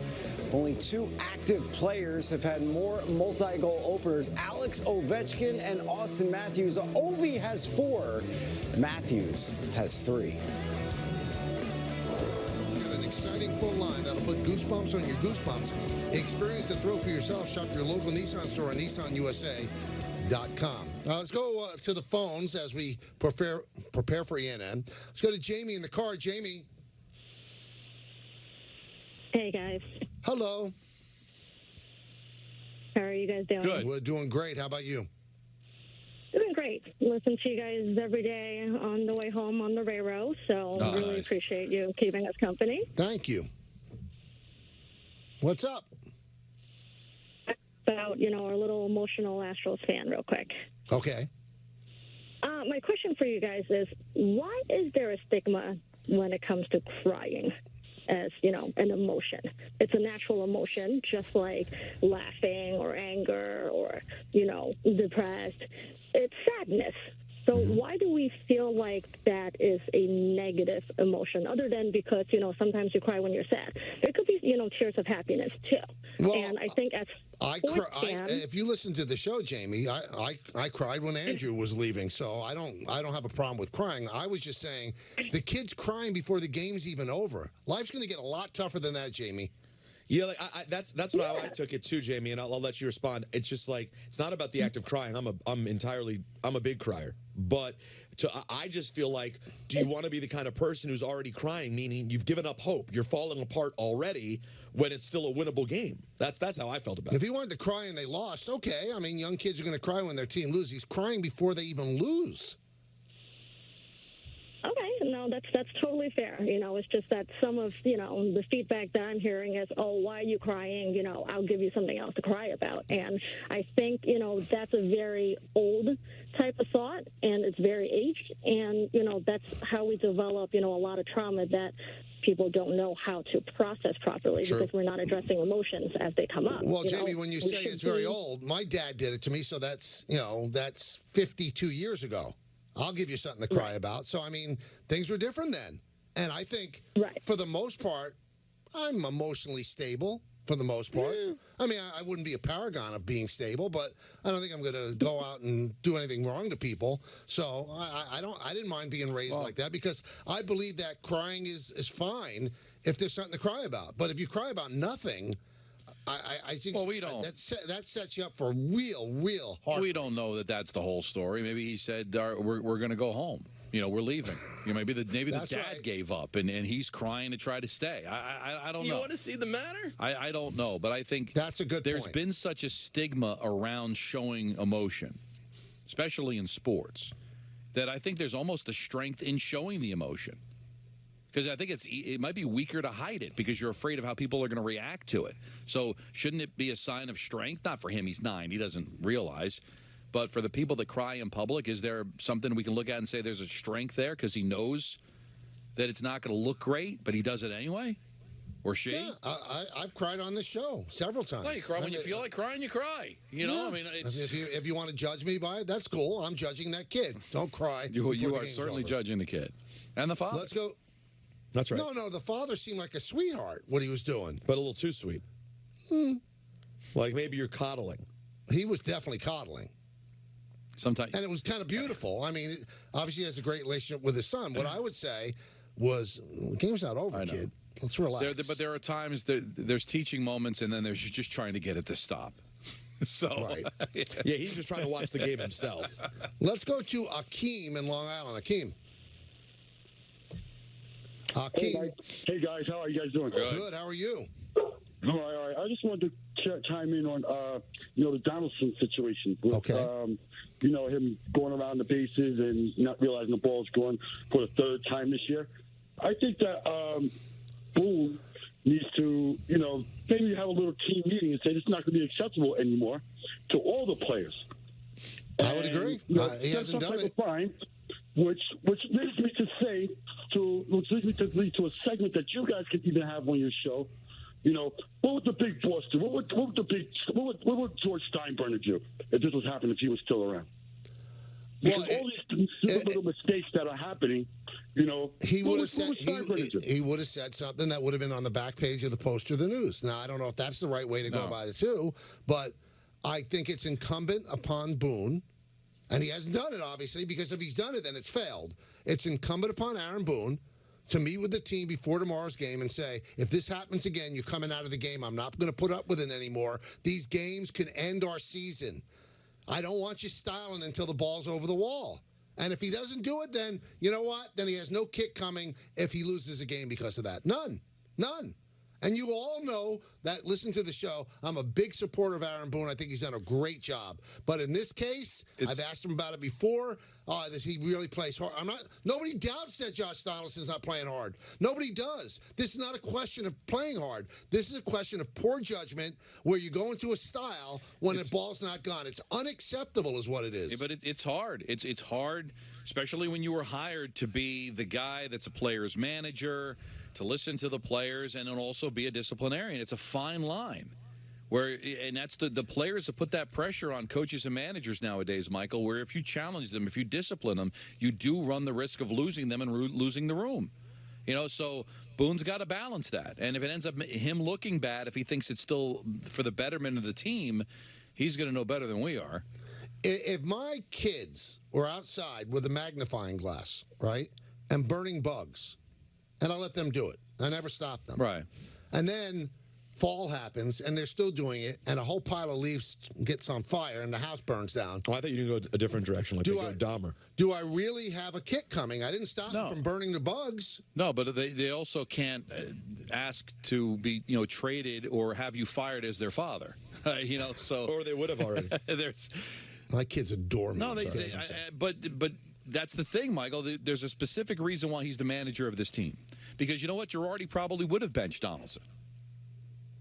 Yeah, but he's also entrusted to win a championship. And if you lose a game because one of your players are doing that, that's not a good thing. You know who his grandfather was, who his father was, and how he played. Listen, I think if he had his choice, he'd bench Donaldson. But he also realizes that that's not probably what the organization wants. They can't want that. No, I know. So it's a lesser of two evils. Rick DiPietro just texted me, said the other players would want the coach to say something to Donaldson. And maybe he did. But again, that's not for us that we have to see it. He might have had But he obviously didn't tell him. It happened 2 times in the regular season. Hey. It didn't work. And so what makes you think the benching him would work? I think that's just what these players do. The thing, the collateral that players care about is playing time. But does Josh Donaldson really need to know how dumb he looked, how bad a look that is? He needs to be told. He's not a kid. He's been in this league a long time. So is it a case of him not knowing or him not caring and he's just going to do what he wants to do? But I know he cares. He cares desperately about winning. That's not my point. I know he wants to win, but for whatever reason, this is how he's chosen to play the game of baseball. Here's my question. What would you like him to say tomorrow when we ask him about this? What would be the satisfactory? I spoke to him after the game. It won't happen again. Okay. And if he doesn't need to rip But after the game yesterday, I don't want him to rip him. That's not. We can't expect him to do that. More people will die. But the bottom line is, if he says what he said after the game, well, it's hard to see him right. I'm sorry, it's not good enough. Okay.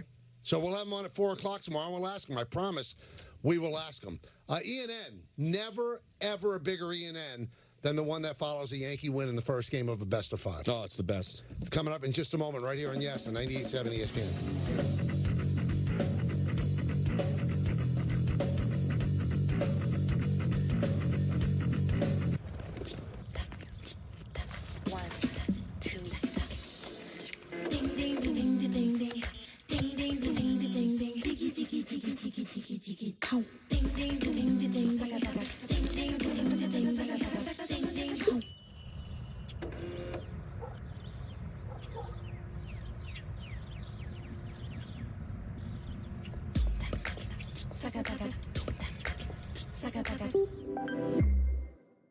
Years ago, we started Untuck It out of my apartment, and today we have more than 80 stores worldwide.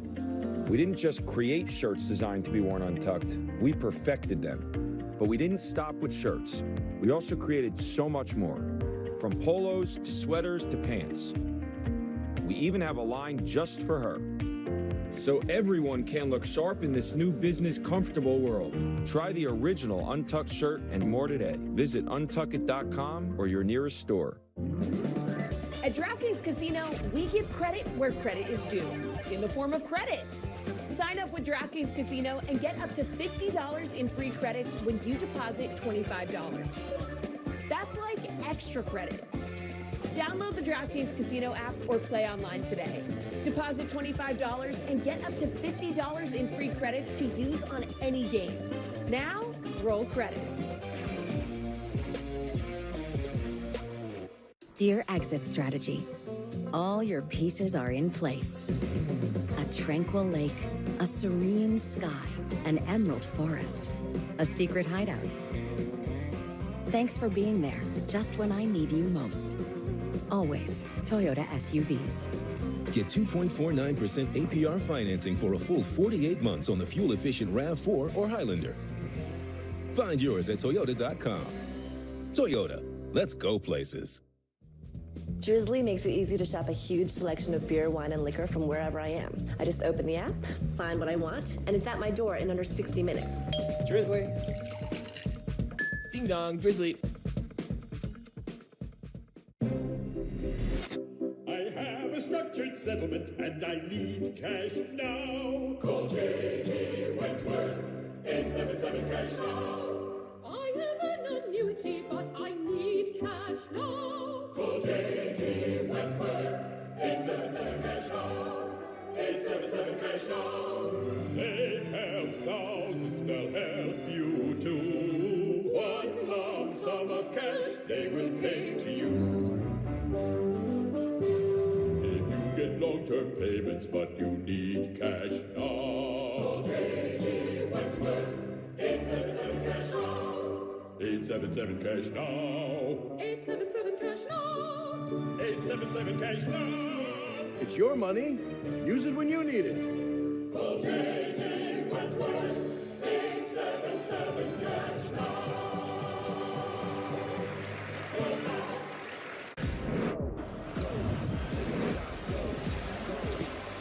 Rookie on rookie to pull up the three. Oh my goodness!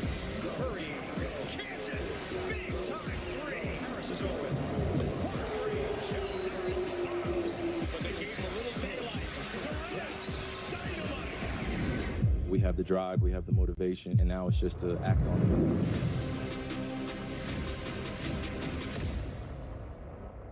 Ukraine remains under attack. Millions of people have fled. AmeriCares is meeting the health needs of people caught in this crisis, and we are ready to do more. Let's work together. Learn how at americares.org/help-Ukraine. Do you want to meet a family with a transgender kid? Here we are. We love our kids unconditionally, and we will never stop fighting for them. Stand with us. Protect our families. Join me for a brand new series, Well Life NYC. I am so excited to get into this. Let's get well, New York. Feel good. Feel set up for success. Well Life NYC, now on the Yes app.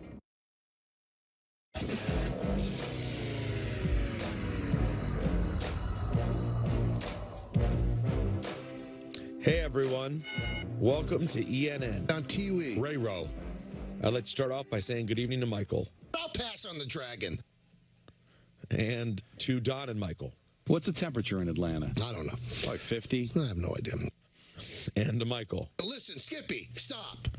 This is ridiculous. To Don. And I gave her a kiss. On the mouth? Yes. Wow. That's the way I operate. It's that's the only way I operate at the end for me. Right. And to Don. And they're going to have to sit in their own filth for 3 hours.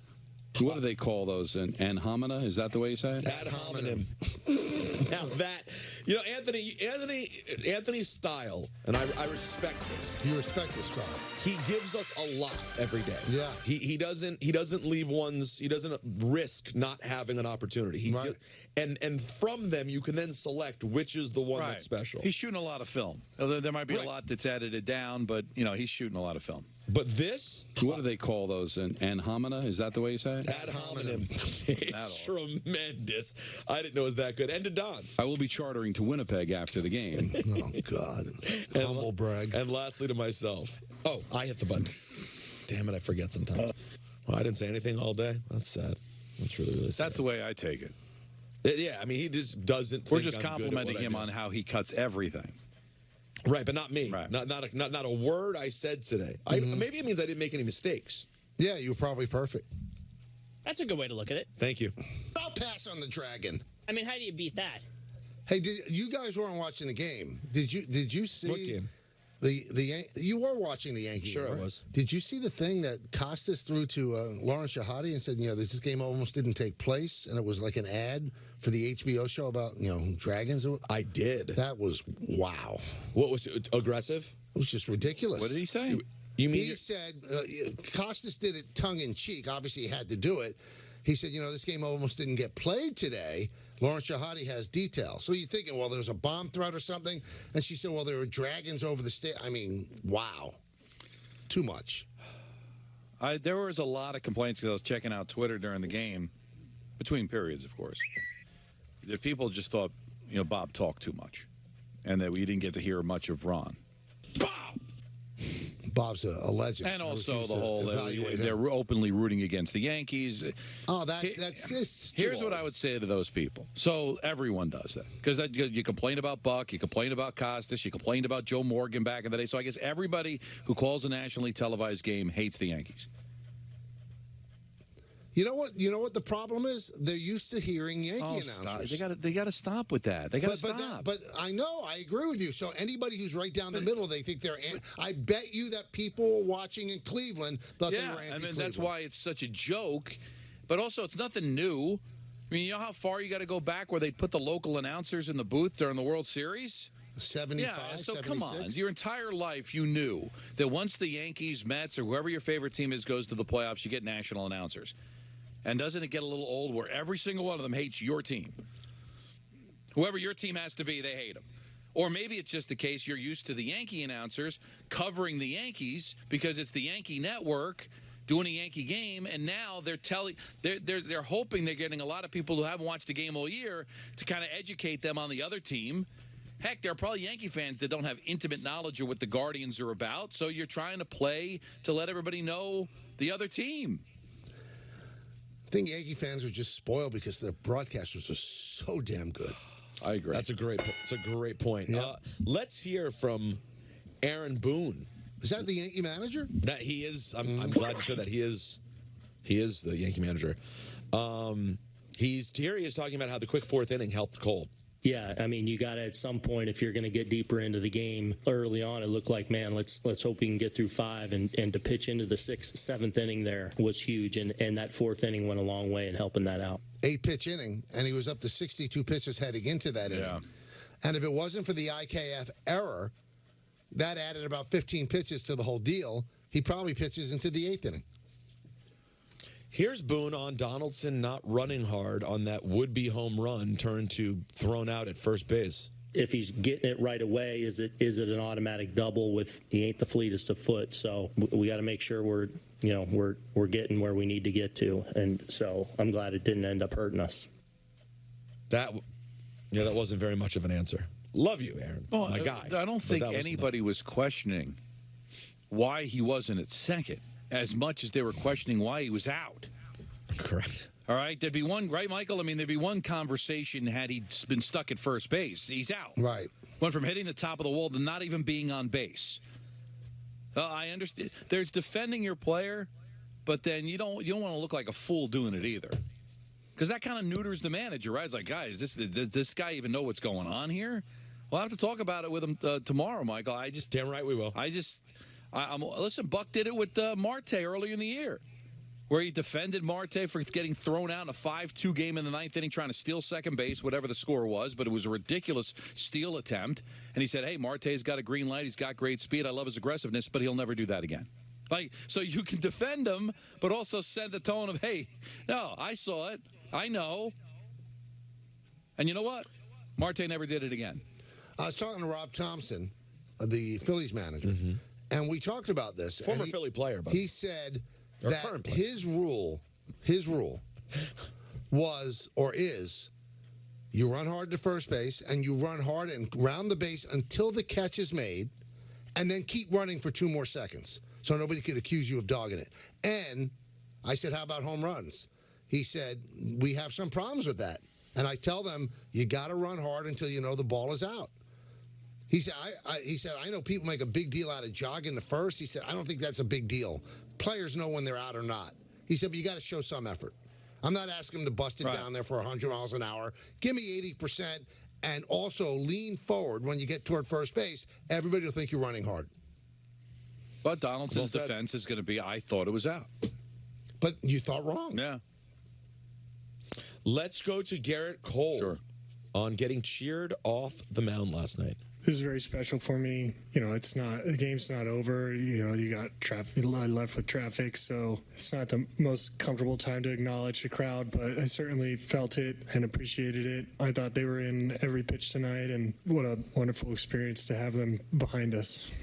Crowd was great last night from what I heard. People that were there, Harrison Bader said they were rabid, and that does unnerve an opponent and also lifts up a team. Yankee fans are great. When that place is jammed, they're great. Lift it up and show it to me. Here's Anthony Rizzo talking about how this team's been playing defensively. We have been really good defensively. I think that's credit to all of us putting the work in, our coaches putting us in good positions and getting us to work when we need it and backing off when they know we don't. And that's what's going to take us to the promised land is pitching and defense. Defense is so underrated. Fans don't get it. Well, because even the Bader deal, right, Michael? Is they don't want to hear about how great a defender he is. They want to know if he can hit home runs. But there's no question how much better defensively this team is. And if you take a look at the best defensive teams in baseball, Michael, I think when I looked at it a couple of weeks ago, like the top 4 or 5 all were in the playoffs. That's not a coincidence. I mean, if Harrison Bader hits like 210 and plays defense like Harrison Bader Ginsburg, I think the Yankees will be fine. Yeah. HBG could be a big addition to this team. Jimmy Bayo's going to call again tomorrow. You keep going HBG. I'm just guessing here. Peter doesn't care. He's not scared. No. And I don't even think he's actually offended by it. I think Jimmy Bayo loves me. Well, you think so? He called you Rosenbor. Yeah, that was rude, but I... Oh, don't forget about this today. My goodness. What? Good evening, Don. She drops at the cry of a hat and always will. Drops at the cry of a hat. You don't see that every day, do you? No, you don't hear it every day. No. Yeah, sure. She drops at the cry of a hat and always will. Giant safety Julian Love. Oh, yeah. Was on with Keyshawn, J. Will, and Max. And wait, can I do something in the middle of ENN? Please do. It's time for today's Big Blue Report, brought to you by Buffalo Wild Wings. Go. Oh, this Big Blue Report. Here we go. So, yeah, Julian Love was on with KJM, and he was asked what it's like playing for Brian Dable. When I first met him back in the spring, he could care less about what you've done before. All he cared about was what you brought to the table now, and if you brought juice and brought a good attitude to the table. And so he's been great. He's been loose. He's been very receptive to how players have been feeling, which I think is important. You know, you want to run a good team, and it starts with your players. And so he's been very open and honest with us and engaging with us. And the communication has been super transparent, which has been way different than I've experienced in previous years. Can I make one blanket statement to help everybody within the sound of our voice? Because it's a constant mistake that people make. Oh, no, this is going to be an English thing? Yeah. Oh, boy. Okay. I could care less. If you can We've care done this less, so many times. But people, why aren't they learning? It's I couldn't care less. Because if you could care less, you know what? You could care less. It's like I think it's intentional. I think it's ironic. No. I do. Athletes don't do irony. They don't know it's ironic, but the phrasing overall is an ironic phrase. Well, I think you're giving it too much thought, Peter. I just think that it's been wrong and said wrong so much, it's become now the common way of saying it. It's become acceptable. For all you kids out there, it's I couldn't care of course. less. But is that... I'm trying to teach here. No, listen, I used to feel strongly about this also. But people would say it, and I'd go, I could care less. What? That means you care less, yeah. But I then... I don't know. I either so many people are dumb. No, it's or it's just what you're supposed to say. So if the populace is dumbed down, that's okay. We're going to accept it. No, I wouldn't be okay with that. I don't think that's the case, though. I think people know it doesn't make sense. Isn't Don? There's another one like this, isn't there? Yeah, I'm trying to think of it. What's the other one? What's the other one that people say and it doesn't make sense, but it's trying to convey the exact opposite? We'll figure it out. You can tweet me at Rosenberg Radio. Oh, by the way, the top 5 defensive run saves teams this year: Yankees, Dodgers, Guardians, Cardinals, Astros.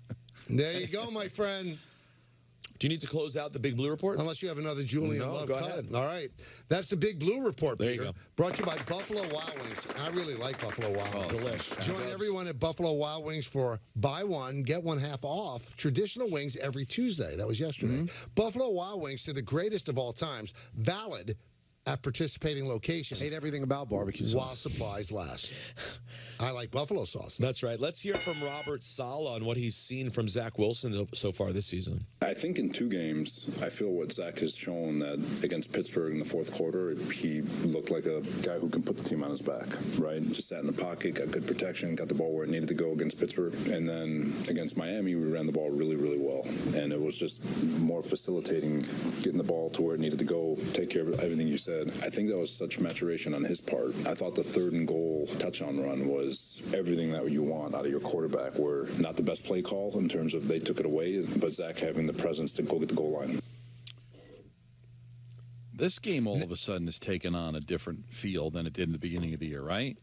Talk to me. Or, well, meaning like, the Green Bay looks much more beatable than they did at the start of the season. Or do you look at it as, hey, this is a team that's going to be really ticked off, and they're due to get back on track.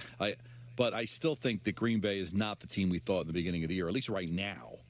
I have the Post headline written if they lose. Big green sleigh. Because you got the big green. You got Green Bay, big green sleigh.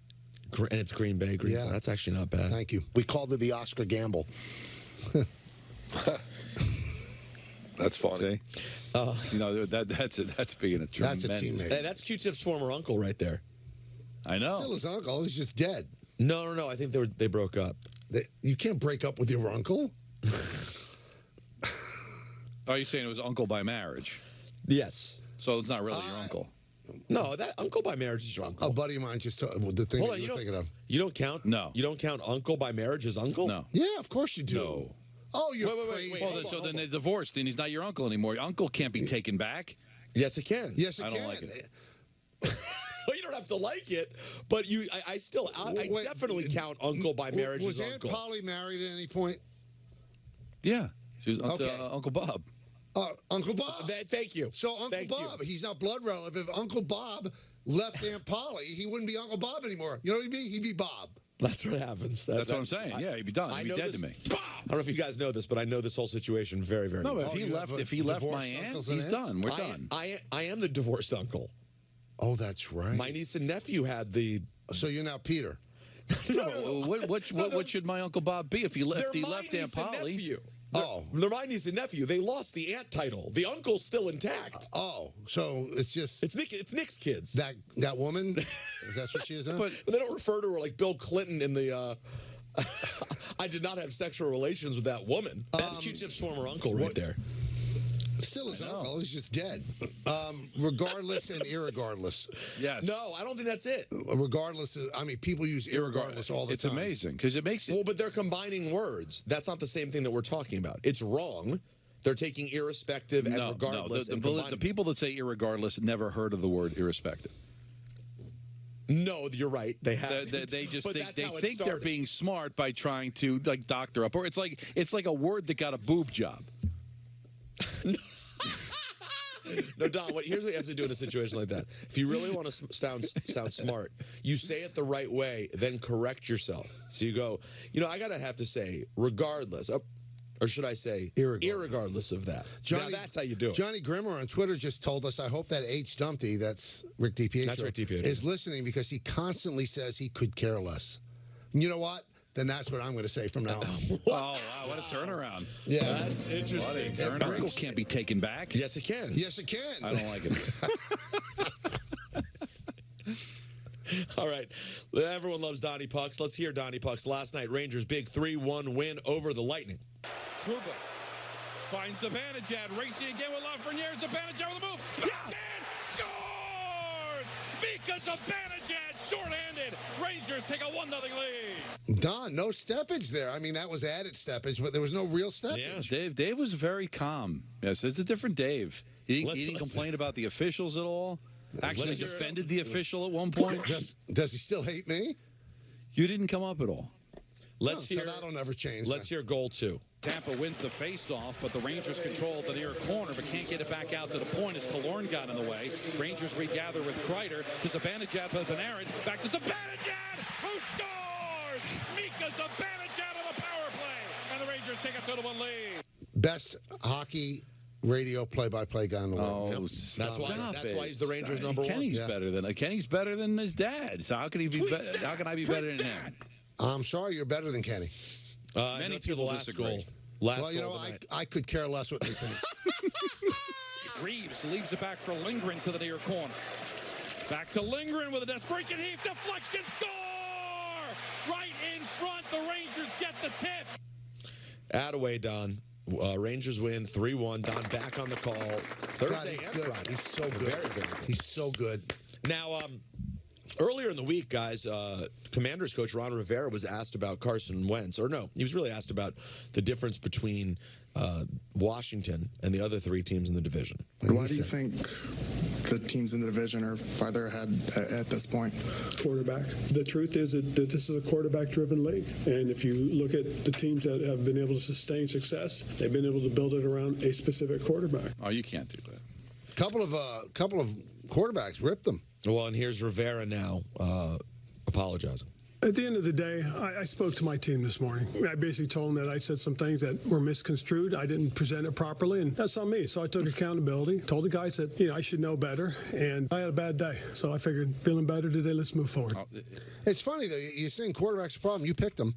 But do not go the whole misconstrued. No, we heard what you said. Yeah, and you meant every word of it. You meant every word of it. So your apology basically is, I'm sorry I was so honest, I should have lied. Yeah, because he was telling the truth. It's just that was not the time to tell the truth. But don't make it seem like words were put in his mouth or he didn't mean it. He knew exactly what he said. It meant every word. Every word. I think he couldn't care less. I am not thrilled about what's happening there. What happened? Tell me. No, with Washington. Oh. Although I may pick us tomorrow. Us. You and Snyder in business together? No. Pick him. Me and Doesn't Snyder it make no you good. sick, though? And I'm not trying to pick on you. But doesn't it make you sick? That you hate everything about this team, what they stand for, how they're owned, but it's in your blood to the point where the thing that you despise, hate, you have to say us. The thing that you despise, you actually love. Oh, no. The thing that he despises, he actually is, because he said us. It's funny. I am the perfect representative of what I believe a real fan is. You rip your team. You crush your team when they're bad. Yeah. You beat them up worse than anyone else. Listen, I have great relationships with them. I'm friends now with the team president. I'm on great terms with them, and yet I go on DC radio once a week and rip them to absolute shreds. In fact, I'll do it tomorrow at 1:45. But it's not even about the losing. Any team can lose, but it's gone beyond losing. It's not. There's a certain stench from Amerenik with them. All right, a couple other football notes. We mentioned it earlier, talked about it at length with Dan Orlovsky. Devontae Adams charged with assault for shoving that photographer the other day. If you want to hear more about that, it's in the podcast, but go ahead. And I was going to say, watch the whole video. This was not a guy that was worried that there was some kind of terrorist that jumped on the field to stab him, like what happened with Monica Seles. It was somebody that was in his way. And he knocked him over. You could see he's saying something to him. His hands are up like, get out of my way, and then just marched forward. And then there's somebody from the team that kind of drags him away, probably thinking, I've got to get him out of this situation. There may be more to this. It was a complete overreaction by him. Do not tell me he thought he was in danger. Somebody got in his way, and he got upset, and he pushed him down and didn't seem concerned when the guy went down. I agree with the not seeming concerned, but I'm splitting the difference between what you're saying and it being him being concerned it was a terrorist. I just think there's a second angle I saw where you can tell the guy really did pop up out of nowhere. Well, Dan Orlovsky lost me just a little bit mid-segment when he said that he would franchise Danny Dimes. Well, really? Yeah. No, I saw what you said on Twitter, Don. He was asked about Daniel Jones. He said, I would franchise him. You can't franchise Daniel Jones. You offer him a 2-year, $20 million deal. He's not worth $25 million. But if I remember, Peter specifically asked about franchising Barkley. So No. I remember he said Daniel Jones. I asked about franchising Daniel Jones. I said, what would you do? Would you franchise him? Well, I thought it was so ridiculous. I thought you meant Barkley. Now, that's ridiculous. He's not. He hasn't done enough. How many? What would he have to do over the next 2 months that you would? You can't franchise him. I mean, you're going to spend that much money just to fight. What are you going to pay $29 million to buy an extra year? That's too much. Here's how you make the They judgment. could end up in that place by the end of the year. Here's how you make that judgment. If he became a free agent, would everybody give him $29 million? No. That's what you have to judge. Listen, but if he has a great, if they go. Let's just have fun. They're playing great. They go 12-5. They're not going. And he has a great year. And he plays the way he's. Then it's a different story. But they're not going to go 12-5. Listen, I'm the biggest Giant fan. I love what they're doing. What they're doing is not sustainable. All right. I mean, they're surprising people. They're playing hard. But do you really think this is sustainable to the point where they're only going to lose 4 more games the rest of the year? No, I don't. I mean, do I think they can contend for a playoff spot? Sure, but to contend for the division, because that's what it's probably going to be, contending for the division. Lastly, guys, Tua Tagovailoa back to practice. So is Tyreek Hill. He'll play Sunday. And Dak Prescott tests out his thumb, but the Cowboys are preparing to play with Cooper Rush against the Eagles. That'll do it for ENN. Wow. Thank you. On this big Wednesday show. Really good. All right, so we're gonna take a lot of phone calls now because the phone lines, as they say in this business, have been jammed. That's right, sure they have. And there's been so much that we've had to analyze and unpack. Hello. We haven't taken as many as we like. So Tyler, Jesse, Henry, Louise, we'll try to get to every one of you. Okay? Stay right where you are. Kayla, Greco, Rosenberg, and you on Yes, on the ESPN app, and on 98.7 ESPN.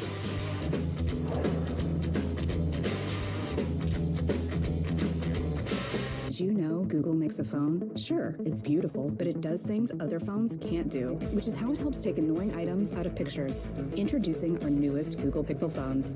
Get up to $750 off any Google Pixel 7 phone with eligible trade-in. With Drizzly, I can shop a huge selection of beer, wine, and liquor. I just open the app, and it's at my door in under 60 minutes. Drizzly also lets me shop from multiple stores in my area and compare prices on thousands of products. Ding dong, Drizzly. I have, over my 30 years, seen many patients who have excessive sweating. I recommend Carpe. It's a game changer. Carpe is up to 3 times stronger than a regular strength antiperspirant. Try it today at mycarpe.com with limited time free shipping. Hey, big man. Hey. Dave told me you got some kind of great system for betting that really works. That's true. What is it? Is it like home dogs? No. It's bird mascots. No, I just use FanDuel's responsible gaming tools like time and spending limits to manage my play. That's the system. Hasn't failed me yet. Cool. You know what, man? I'm just going to keep this between you and me. It's not a secret, Bob. Every bettor has a system. Make FanDuel's responsible gaming tools a key part of yours. It's more fun that way. Get trending with off-field fashion as designers from FIT style celebrities from the sports world and beyond. Off-field fashion, exclusively on the Yes app. High school football is now on the Yes app. What you gonna do?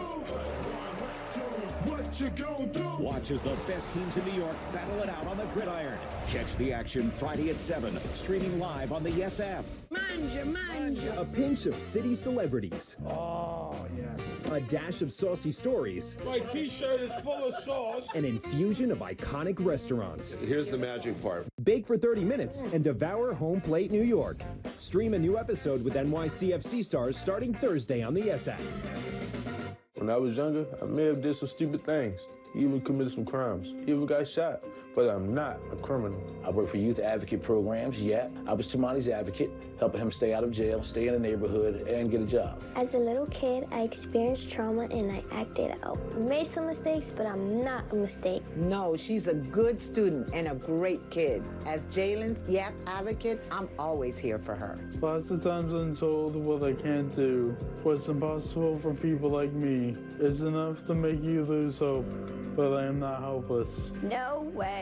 We're working together to help Gavin see his talents and his future. YAP is a community-based alternative to youth incarceration, congregate placement, and neighborhood violence. After completing our program, 86% of participants were living in their communities, arrest-free. And now, I'm a YAP advocate, helping kids like me find a better way.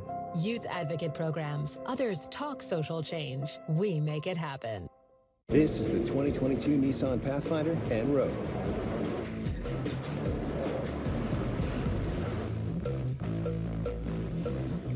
With a range of drive modes and intelligent off-road technology, you can take a Sunday stroll in the least basic of places. The 2022 Nissan family of SUVs. Anything but basic. Get 1.9% financing for 36 months on Rogue or the 2022 Nissan Pathfinder.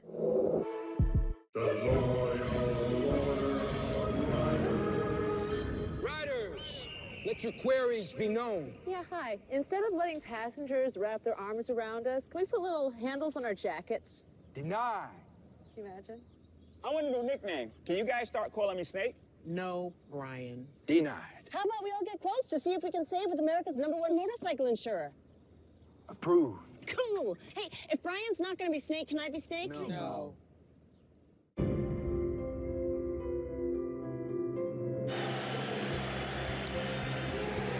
Another chance to the left side. Hayes waits. The Yankees are champions of baseball.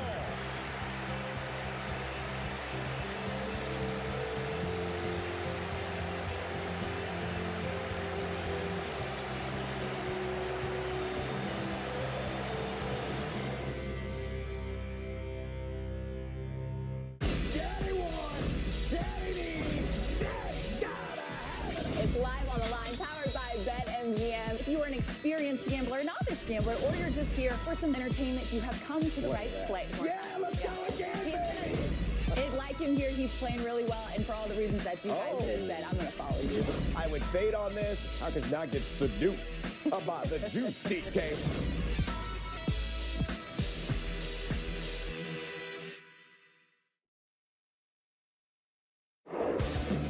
Chris Sheeran back here in our Yes Network studios. Game 2 between the Yankees and Cleveland is scheduled for tomorrow, but there is rain in the forecast, so both of these teams may get an extra day of rest. The Yankees really don't need it.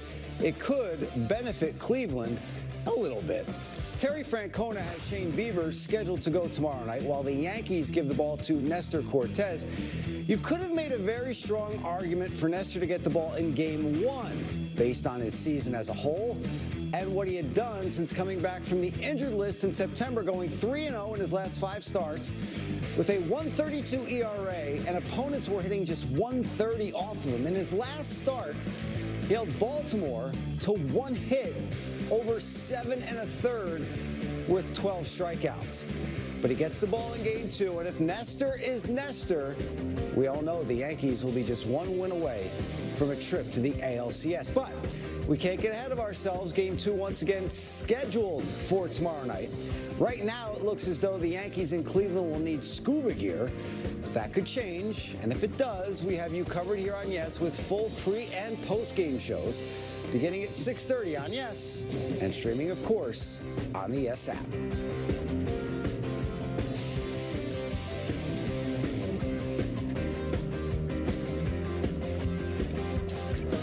Well, listen to complete coverage of the 2022 Major League Baseball playoffs right here on 98.7 ESPN, brought to you by Nissan. You deserve a car that thrills you, and Nissan's got an exciting full line that'll put goosebumps on your goosebumps. Experience the thrill for yourself. Shop your local Nissan store, nissanusa.com.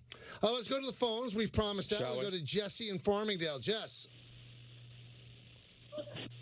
Hey, what's going on, guys? All good. How about you? Good, good. First, I just want to thank Michael for offering to watch my son for the Yankee game, and unfortunately, I didn't fly to Texas, so I didn't get to see Judge hit the home run. So, I'm sorry. But I just wanted to get mostly Michael's opinion because he just had, some experience just doing it. You announced the Cardinals game. It's a different fan base, all that stuff. You have David Cohen does Sunday Night Baseball. You even had John Smoltz who does Fox, who not the biggest fan of the Yankees. I just wanted your take on Ron Darling saying out loud during a national broadcast that Yankee fans are the worst fans in the league, and everyone knows it. I just thought I watched the game. I watched the game, Jesse. I was sitting with Bob and Jack and John. I didn't hear him say that. He said they were the worst fan base. He's talking about the Yankees. He goes, "This is the worst fan base in the league, and everyone knows it." Are you sure he wasn't? I think he was referencing what Miles Straw said. That's what Miles Straw said. Remember when they had that altercation? If Ron Darling said that, I do know Miles Straw hates us pretty. Well, but that was exactly the quote that Miles Straw had after he had the incident. He said, "This is the worst fan base, and everybody knows it." There's no way that Ron Darling would have said that. He announces for the Mets. Met fan base are New Yorkers, and the Yankee fan base are New York. Yankee fan base is great. They're demanding, but they're great. I don't think Yankee players think that's the worst fan base. Let's go to Henry in Orlando. What's up, Henry? Hey, guys. How you guys doing? Good. How are you? I'm good. Before I get to my question, I wanted to say that I've been listening to Michael since I was, really on, 19. That was, 10 years ago. And wasn't really into the show back then. And then my cousin told me to stick with it, that as you get older, you appreciate Michael and his words. And he wasn't wrong. And I'm very grateful to have listened to you guys for all these years. Thank you, Henry. Wow. No problem. Now, getting to the Yankees. So, me as a fan, I want to see the Yankees and the Astros, not as a revenge tour kind of thing, but just for the excitement for the game. How many people are going to dial in just because they know about the Astros cheating a few years ago, because that was a national thing, and the Yankees were kind of vocal about the cheating scandal at the time. I think Judge made a quote about it as well. So, as a fan, I want to, watch that kind of game, be indulged in it, have my heart pounding, because I want the Yankees to win ultimately. So let me ask you this, Henry. If you want the Yankees to win, right, don't you want them to have the easier path to win? You're taking the harder path. That's true, but you know what? I believe in the team. I think it could be whichever team. I agree that too. But Henry, you'd have to know one thing: if they play the Astros, they're the underdog. Vegas will have them as the underdog. They will not be the favorite. So you can have belief that the Yankees can beat them. I think the Yankees can beat them too. But what's the easier opponent? Now, they could play Seattle, and Seattle could end up beating them too. Anybody that's left now could beat the other team. So I just think it's folly for anybody to say, I want the Astros because I want revenge against them. No, I want to win a championship. That's my ultimate revenge. So I want the easiest path to the championship. I'm not going to be a hero. As Peter said, there are no hero points in this. You don't get a bigger, shinier ring if you beat the Astros and the Dodgers. Get the same ring if you beat Seattle and Atlanta or Philly. Yep. Same ring. And that's what you need is the ring. That's what every one of this team needs is that ring. Mm-hmm. It's been a long time. Brian Cashman needs a ring. Aaron Judge, who knows what his future is. They're not thinking about, listen, it would be great. I'm sure they'd be psyched to exact revenge. I think particularly Judge. I think Judge really would like. Well, Judge lost an MVP. Exactly. So I think Judge would like to exact revenge on the Astros, but not more than he wants to win a championship. No, the championship's the thing. The chip, as they say. That's right. Tyler in Albany. Tyler, talk to us. Hey, Michael, I was at the game last night, and I got to tell you, it was my second playoff game I've ever been to, and I have never seen the stadium as loud as it was. To see Garrett Cole and the guys come out and just have, at first it was a slow start, but as soon as Bader hit that home run, and I was in center field, everybody lost their collective minds. We couldn't have asked for a better night. Garrett Cole going out for 6 strong, and the bullpen held it down. This is the first of many tests for the Yankees in the postseason, especially with a bullpen that's very, very much on the fringe because, we just lost Scott Efros, we lost a bunch of guys, and the whole Chapman saga. But I think if Cole can face this kind of pressure like he did in Game 1 a little bit, having that bases loaded incident in third, and battle back throughout the rest of the game, I think we're in a good position for the playoffs. And piggybacking on a bunch of guys from earlier saying we'd rather face the Mariners than the Astros, I'd rather face the Mariners because get rid of the whole thing in 2017 and then going into 2019. The Yankees really, I would rather have the easier path to the World Series than try to go back to Houston and then relive this whole nightmare that we've all faced time and time again with the Astros. We could just never beat these guys. Yeah, I agree. Let me ask you one quick thing since you were there. So they went nuts for Bader. Were they louder for the Bader home run or for the Rizzo home run? Honestly, for the Rizzo home run, I saw it come off the bat, and everybody just lost their mind. I ended up losing my phone for 10 minutes. I was in the midst of a beer shower with 20,000 other people in center field. And I kid you not, it was my first beer bath at Yankee Stadium, and it won't be my last, honestly. You sound like you had a great time. Oh, it was awesome. Cool. Very good. I'm glad, and call in anytime. Good phone call. Let's go to John and Harrison. John? Yes, hi, Michael. Fellas, what's happening? All good, all good. I just wanted to follow up. That caller that said Ron Darling made, a remark about Yankee fans. Yeah, he was, paraphrasing Straw, but I think it was Bob Costas that actually said it. Might have been. Yeah, and you know what? I think Bob Costas hates Yankee fans for some reason, because I remember him in the past knocking Yankee fans, going back to when Jeffrey Mayer stuck his mitt out, 96. But, John, he grew up a Yankee fan. He has Mickey Mantle's card in his wallet. He says that. But he is. He was a Yankee fan growing up. Well, listen, and I have a clear memory of him saying this in 96. When the series after the Jeffrey Mayer game moved to Baltimore, they referenced the Jeffrey Mayer incident, the whole thing, and he said something like, well, this is a good fan base here in Baltimore. They wouldn't do something like that here. So I was like, really? You're going to take a 12-year-old kid's actions and, paint all Yankee fans with that brush? He has a history of saying those kinds of things. And for him to repeat the most inflammatory thing that Straw had, said when he had a problem at the stadium. But John, that's a story he has to tell. I mean, you have to tell that story. I mean, the fans were all over Straw yesterday, and Quan. So you have to tell that story for people that might not know it.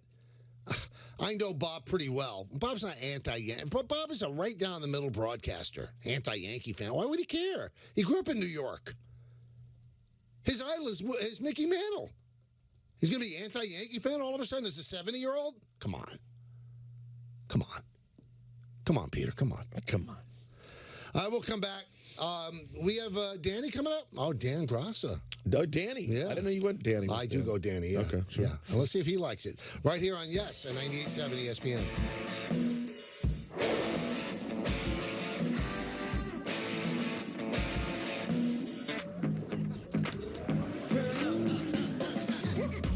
You better move if you want to go. Go ahead, yeah, on a roll. Turn up, yeah, listen to it. You better do it if you're going to do it. Yeah, I never seen something like this, no. Never seen nothing. It's your journey. Own every mile in the Hyundai Tucson. Lease an all-wheel drive Hyundai Tucson for $239 a month, or get up to $1,000 bonus cash. Hurry in. At DraftKings Casino, we give credit where credit is due, in the form of credit. Sign up with DraftKings Casino and get up to $50 in free credits when you deposit $25. That's like extra credit.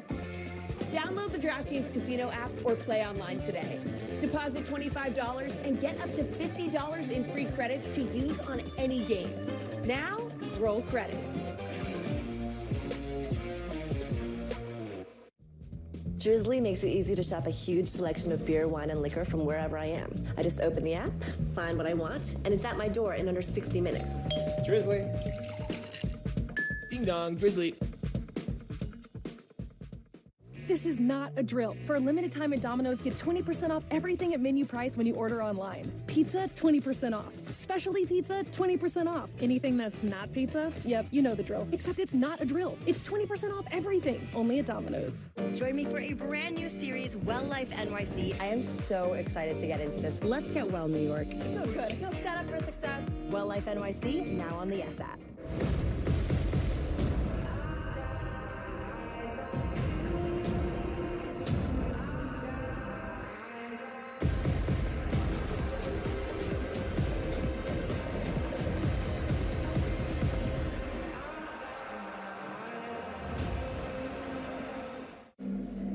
Life doesn't always give you time to change the outcome. Prediabetes does.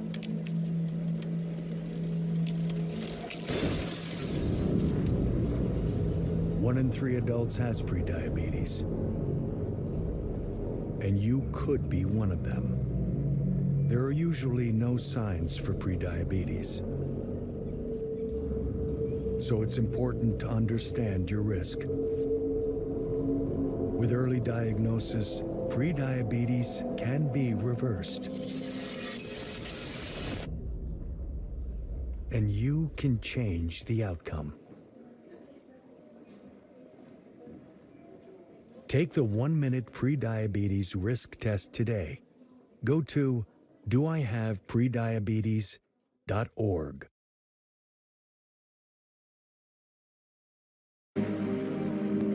Tired of food storage containers that clutter up your fridge and cabinets? Fed up with cling wrap and foil that doesn't keep your food fresh? Well, now you can go ahead and forget about it. George and Mary Beth here with another incredible invention. Skinny Stacks, the all-new tray storage system that keeps your food fresher longer. So you simply put your food in the tray and snap, it's closed. Then set the freshness tracker. Now, stale, dried-up food is a thing of the past. And freezer burn? Forget about it. Look, ordinary containers, foil, or cling wrap allows air to get inside and spoil your food. But the unique silicone cover on the Skinny Stacks stretches to fit over your food, pushing air out and locking in freshness with an airtight seal. You can really see the difference. This super stretchy silicone lid stretches to fit virtually any kind of food, like these avocados. And this thick-cut watermelon. And how about this huge grapefruit? How about this entire chicken? And the stackable design lets you neatly store just about anything. Take your fridge from this to this. Use Skinny Stacks to take your snacks and foods to parties. Just remove the lid and serve from the tray. It's perfect for taking meat from the fridge straight to the grill the easy way. And the see-through lid makes it easy to see what's inside. Plus, the tray is microwave safe, and cleanup's a breeze because they're dishwasher safe. Skinny Stack's stackable design will save you space in your fridge and cabinets. Keep your food fresh the easy way with Skinny Stacks. You can get Skinny Stacks on Amazon, but if you buy directly from us, you can get them for just $19.99 plus process and handling. That's 2 Skinny Stacks for the lowest price, guaranteed. And if you don't love Skinny Stacks as much as I do, no problem. Just send them back within 30 days for a full refund. So scan the QR code, call, or order on our website and get your Skinny Stacks today. Hey everyone, I'm Ali Melendez. Join me for a brand new series, Well Life NYC, exclusively on the Yes app. We're taking a wellness journey to explore what New Yorkers are doing to be their happiest and healthiest selves. From workout classes, Ooh, I feel good. I feel set up for success. To relaxation, to finding the proper balance. So fresh.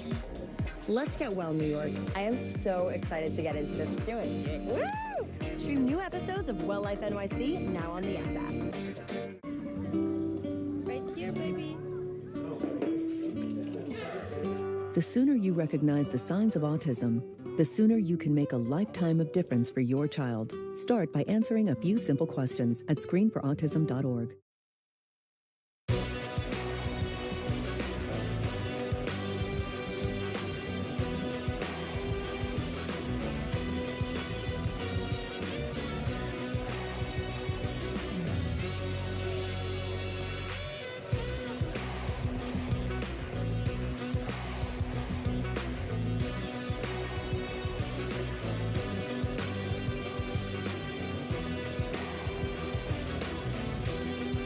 Well, you know what that music means, right? It's either Edwin Diaz or Danny Grosso. Dan, do you now, resent that this is your song when you come on the show every day? It's not that I was ever totally in love with it, but it can't be Edwin Diaz because he's either on a beach or at the golf course, one or the other. Now, do you mind when I call you Danny, or do you like Dan? Michael, it's more than okay. I've been called many things in my life. It's part of the name. It's a derivative of the name. How can I not acknowledge who I truly am at my inner core? What does your wife call you? I don't think we could use some of those words on radio. I like that. Very good. We've known each other forever, though. That's why. So yeah, gotcha. It's a great. It's a great relationship. Tremendous. Yeah, so 2 decades. Beautiful. What do you have on the show? Well, we're going to try to solve the world's problems. One word at a time. Yeah, you'll get that done in 4 hours. Yeah, we're not even getting 4 hours. Yeah. We got 90 minutes tonight. This is a 90-minute vehicle because of Dodgers Padres. Oh. Yeah. Oh. How about that? Are you even cashing the check tonight? That's what I'm saying. I'm going to donate it to a local supermarket, which has fallen on hard times. There No, you I'm go. only kidding. So how about you? I mean, what did you take away from last night? I mean, you did what you had to do. Mission accomplished. Cole delivered, right? Cole was important what he did. They played fairly decent defense, but you get a little nervous with IKF, with the error, and then he almost threw one away later. You have to keep an eye on that the rest of the way. And the bullpen, it was manipulated the right way, Dan. That's going to be the issue. That's the only reason why I can't sit here and go, well, the Yankees are definitely going to win a championship. It's hard to win a championship that way, but they're going to have to try because they don't have really a closer. No doubt about it. And the thing about Cleveland is, and I was having this conversation with somebody earlier today, you think about them and the way that they roll. All that late inning magic, all those long innings they put together with the crooked numbers and so on and so forth, most of those happen at home. Mm-hmm. A lot of the times they're not going to be able to do that, especially at a stage like Yankee Stadium. And you know this. It doesn't matter what year it is. Whenever the Yankees are matched up against one of those teams from the AL Central, they're going to find a way to come out on top if it's the postseason, right? Well, I said this the other day, too, and I truly believe it. And it's no knock, but it's true. I mean, the AL Central is not the AL East. Now, you could say, well, the Guardians beat the Rays. The Rays stumbled through September. There was something that was off about them. But you saw Shane Bieber when he pitched the last time in the playoffs against the Yankees. He was a Cy Young winner, but he had faced only the Central in the AL and the Central in the NL. That's not the same level of competition, so I'm going to be intrigued to see how Bieber pitches tomorrow or Friday, according to what the weather is. I just think there's a different level of competition. Also, Dan, Guardians are really young. They're the youngest team in baseball. 100%. And playing in front of 50,000 people at Yankee Stadium, that's a different animal. Well, and the other thing, too, is they struck out the fewest times in baseball this year. And what happened last night? 9 punchies. Yep. So it's like they got away from their strength. They got away from their element. You know what I'm saying? And I'll tell you got to break with Quantrill. Quantrill is unbeatable at home. He's been unbeatable for at Progressive. Is that what it's called, Progressive Field still? He hasn't lost a game there almost in 2-3 years, it seems like. So the fact that they got him on the road at Yankee Stadium, I thought that was a feather in the Yankees' cap as well. And also, coming into last night's game, the last 17 starts he had, the Guardians were 16-1. So, I mean, the Yankees slayed a lot of dragons. But I think the biggest one, with all the pressure that he had on him, and a lot of people doubted whether he should be the number one starter in Game 1, I believe that Cole really dealt. I thought he was outstanding. His defense kind of betrayed him there in the third, and also helped him with Bader's, play in left center field. But the strikeout on Jimenez, that might be the biggest out. That might be the biggest out of this postseason if the Yankees go a long way, because if Jimenez, who's really good, you might regret giving him up. If he gets a big hit there, I think the bottom could drop out. The fans start turning on Cole. They probably take him out of the game at some point. So I thought that was a gigantic out. Well, not only that, too. I mean, he was at 60 pitches at that point already after 3 innings. If gun to your head at that point, did you think he was pitching into the 7th inning? You said probably not. But then the 4th, Cleveland got him off the hook there a little bit. He had a very economical frame. And, and to your point about Jimenez, it's funny. I don't know how many Met fans know this. He was 6th or 7th in WAR in all of Major League Baseball this year. Yeah. I mean, he has really turned into a nice little player here, and the Mets have Lindor for another 15 years. Do you know that his WAR is better than Jose Ramirez's? And Jose Ramirez is like an MVP He's caliber probably going to player. finish third in the MVP behind Ohtani and Judge being first. So, they made a nice trade. Listen, I love Lindor as a player. I mean, it's a lot of money, but the Mets had to give up something, and they gave up pretty good players. I don't think Rosario is going to end up being a long-term guy with the Guardians, but I believe that Jimenez could be. Oh, for sure. One of them at the very least. Look, we've talked about this. The only problem with the Lindor thing is you don't marry the girl on the first date. And that's what they did by giving him all that money before he even played a game in the uniform. Oh, that was Steve Cohen having to show that he's Steve Cohen. I really believe the pressure was on him to prove, look, I'll spend money. Well, yeah, I think both to show that he'll spend the money and to do something that he felt was big to get started out of the gate. And absolutely. Listen, he hasn't been perfect, Dan, but he's been really good. And he does feel like a guy who makes a lot of sense to be a fixture for this organization for a long time. Oh, he's going to have to be. He's got no choice. I mean, who's taking that contract off their hands right now? But no, he had a good year. He had a good year. The team just came up short, unfortunately. That's a wrap on the show for today. Coming up next, Nets Magazine for all of us here on The Michael Kay Show. This is Chris Sheard saying have a great night. We'll see you again tomorrow at 3 o'clock.